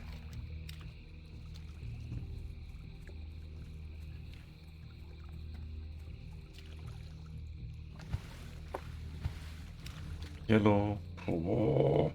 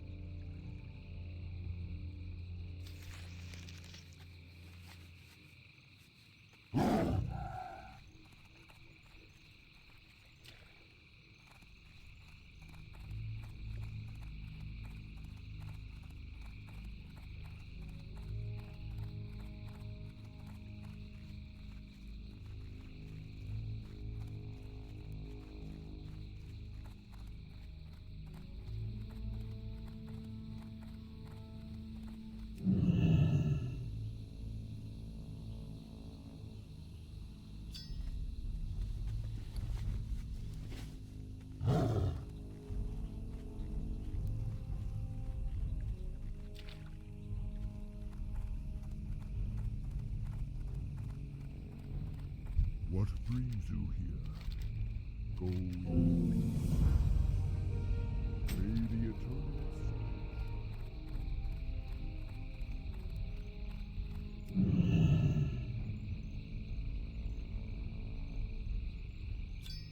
Fire loon!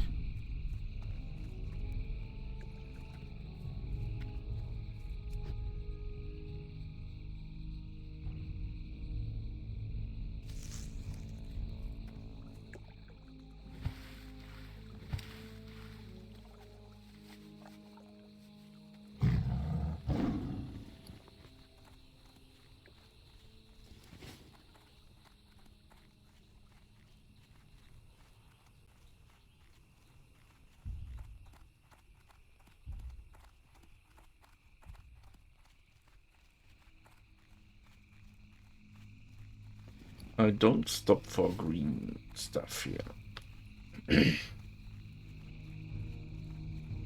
Or red. Wait, red, I even have more than green.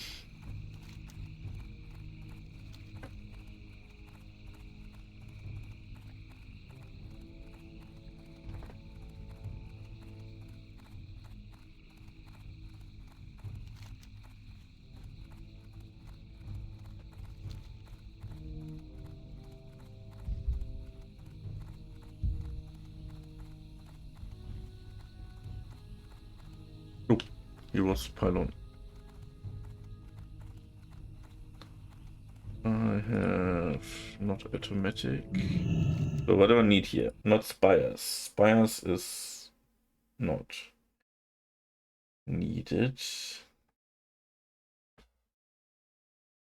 I need yellow blue, and that is horse? No. Yellow blue.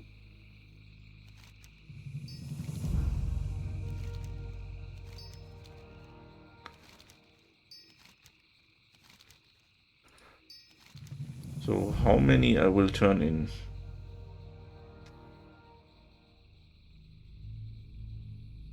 Yeah, I must stop here.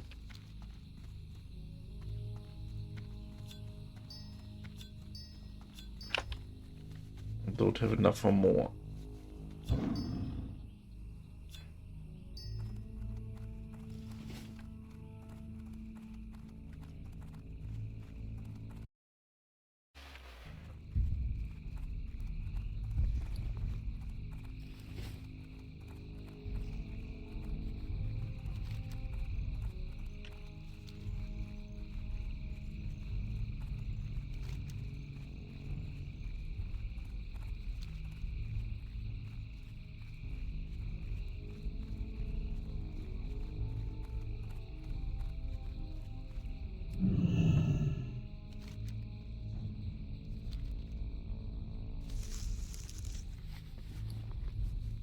So, foremost brow. Can I get it? Or I'm reaching Marshall's recluse.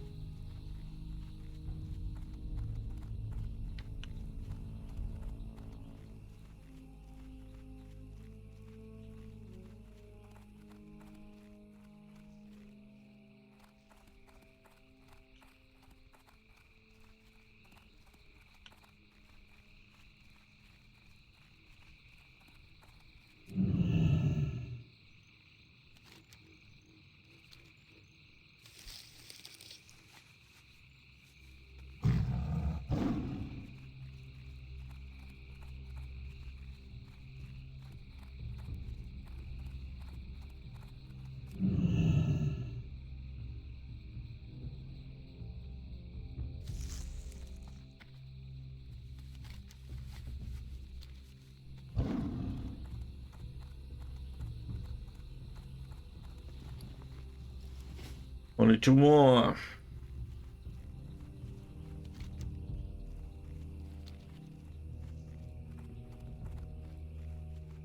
One more after this.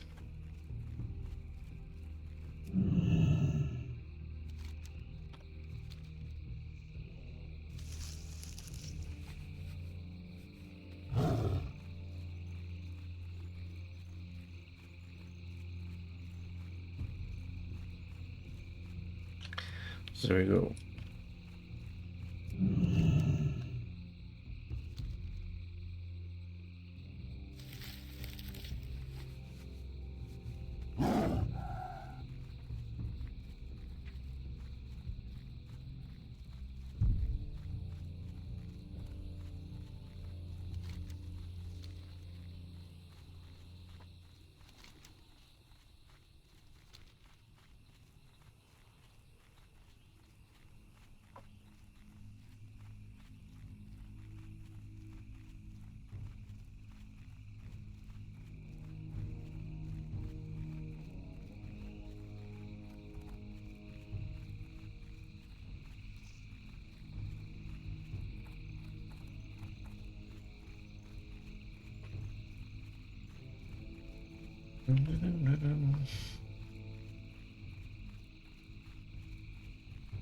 So what I need from the north? The yellow red. That is charge, or what is it called?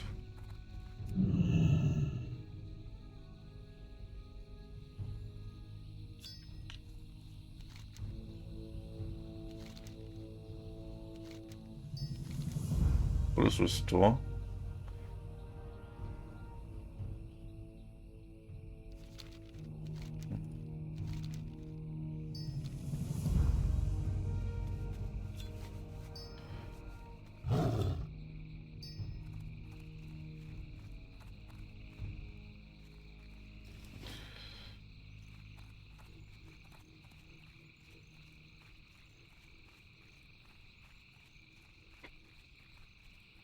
And I need from west.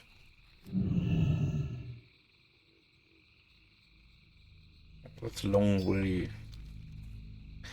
But it's always a long way to the top if you want to rock and roll.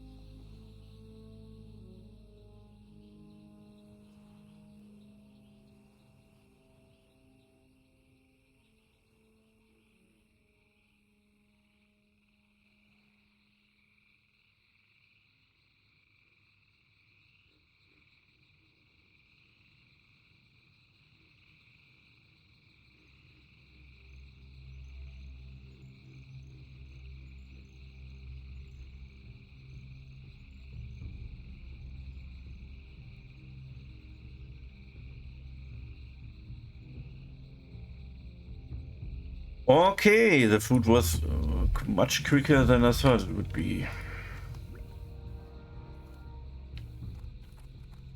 Hi. Like I expected.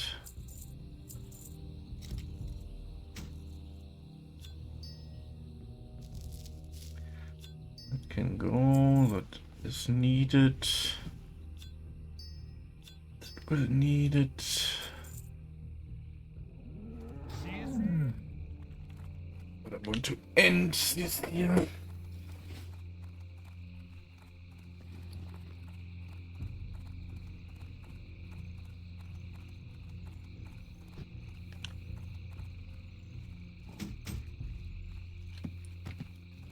Oh, that's very yellow. I mean, it's for the future, a future investment.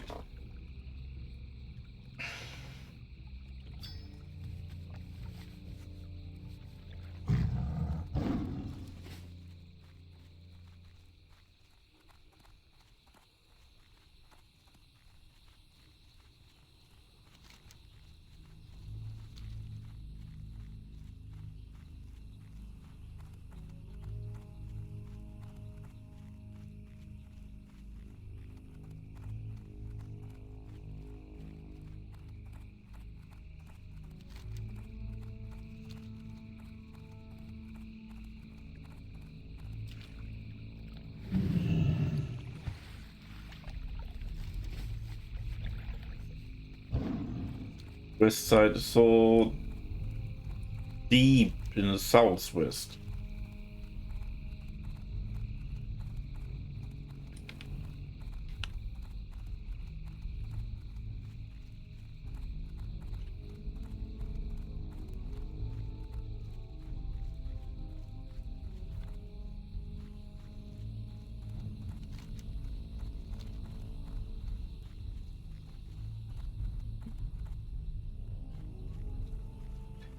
I don't know how many petals I turned in.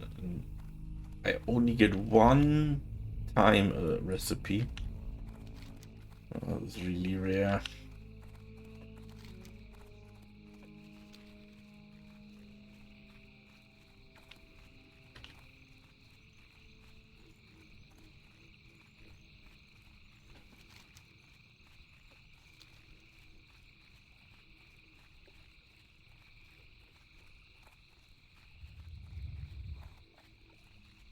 Oh, I have now water in my mouth because I'm thinking about the food that's in the next room. Do you know that feeling?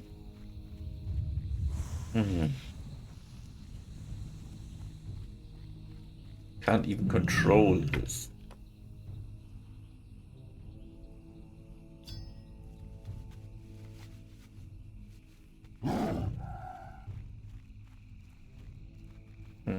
Another yellow.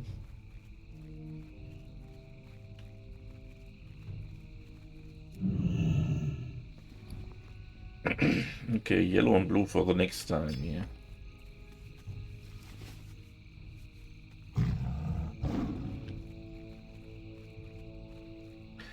So I want what? Green, red, right?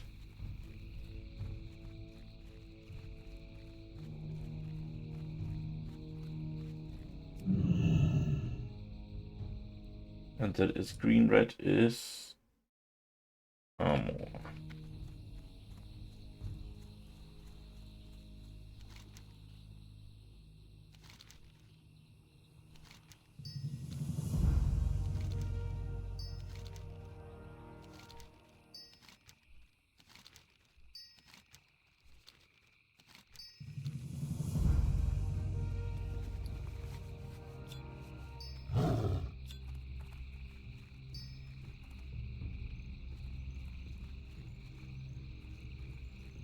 Oh, it's only 200 armor. 30 minutes. Or not even 300. 200 armor is even worse. Oh gosh. Well, better than nothing, I guess.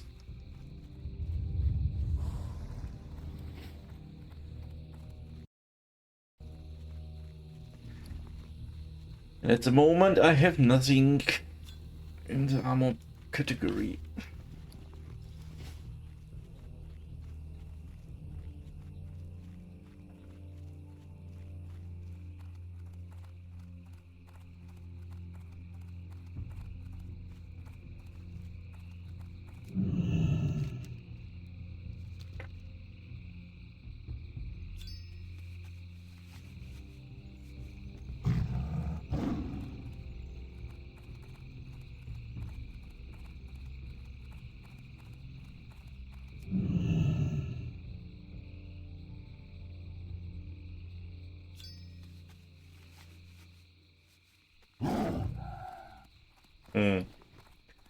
I get so many blues. Maybe I should think about to grab some spirit regeneration buff.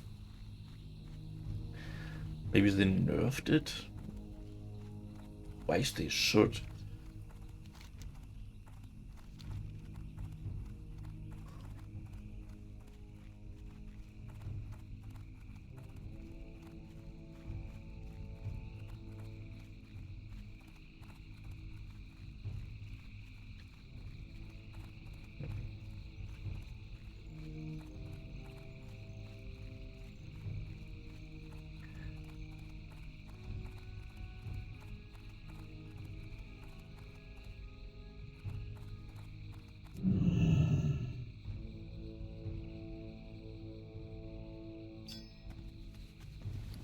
I don't understand why it's always this case. That you have a surplus of a specific color way about the average chance. But it's not always the same color.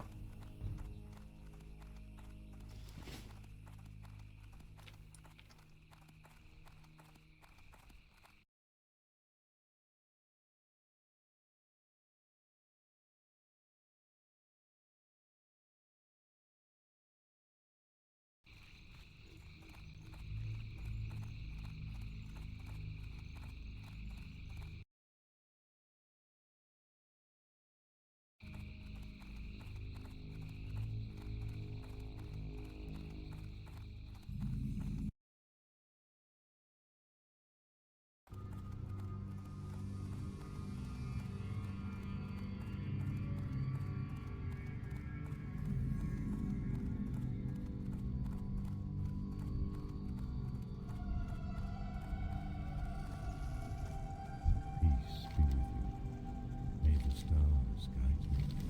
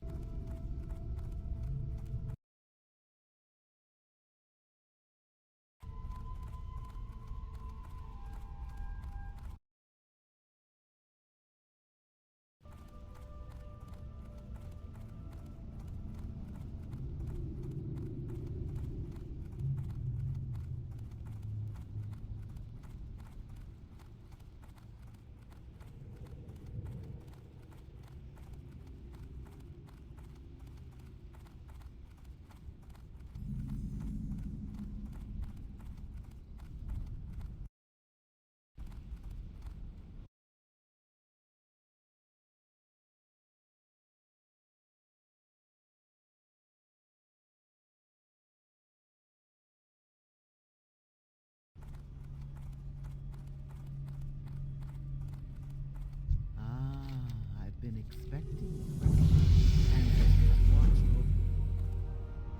Oh, the quest I can take next time.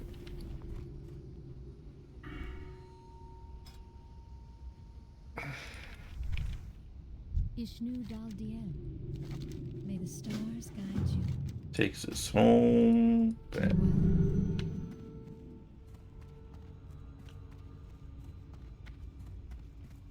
And this away.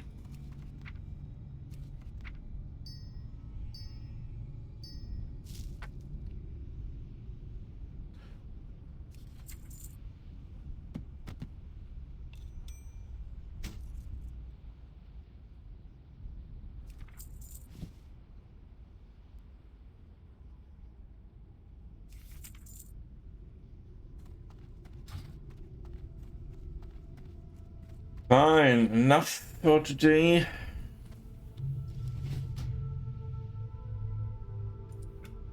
The last level comes next time.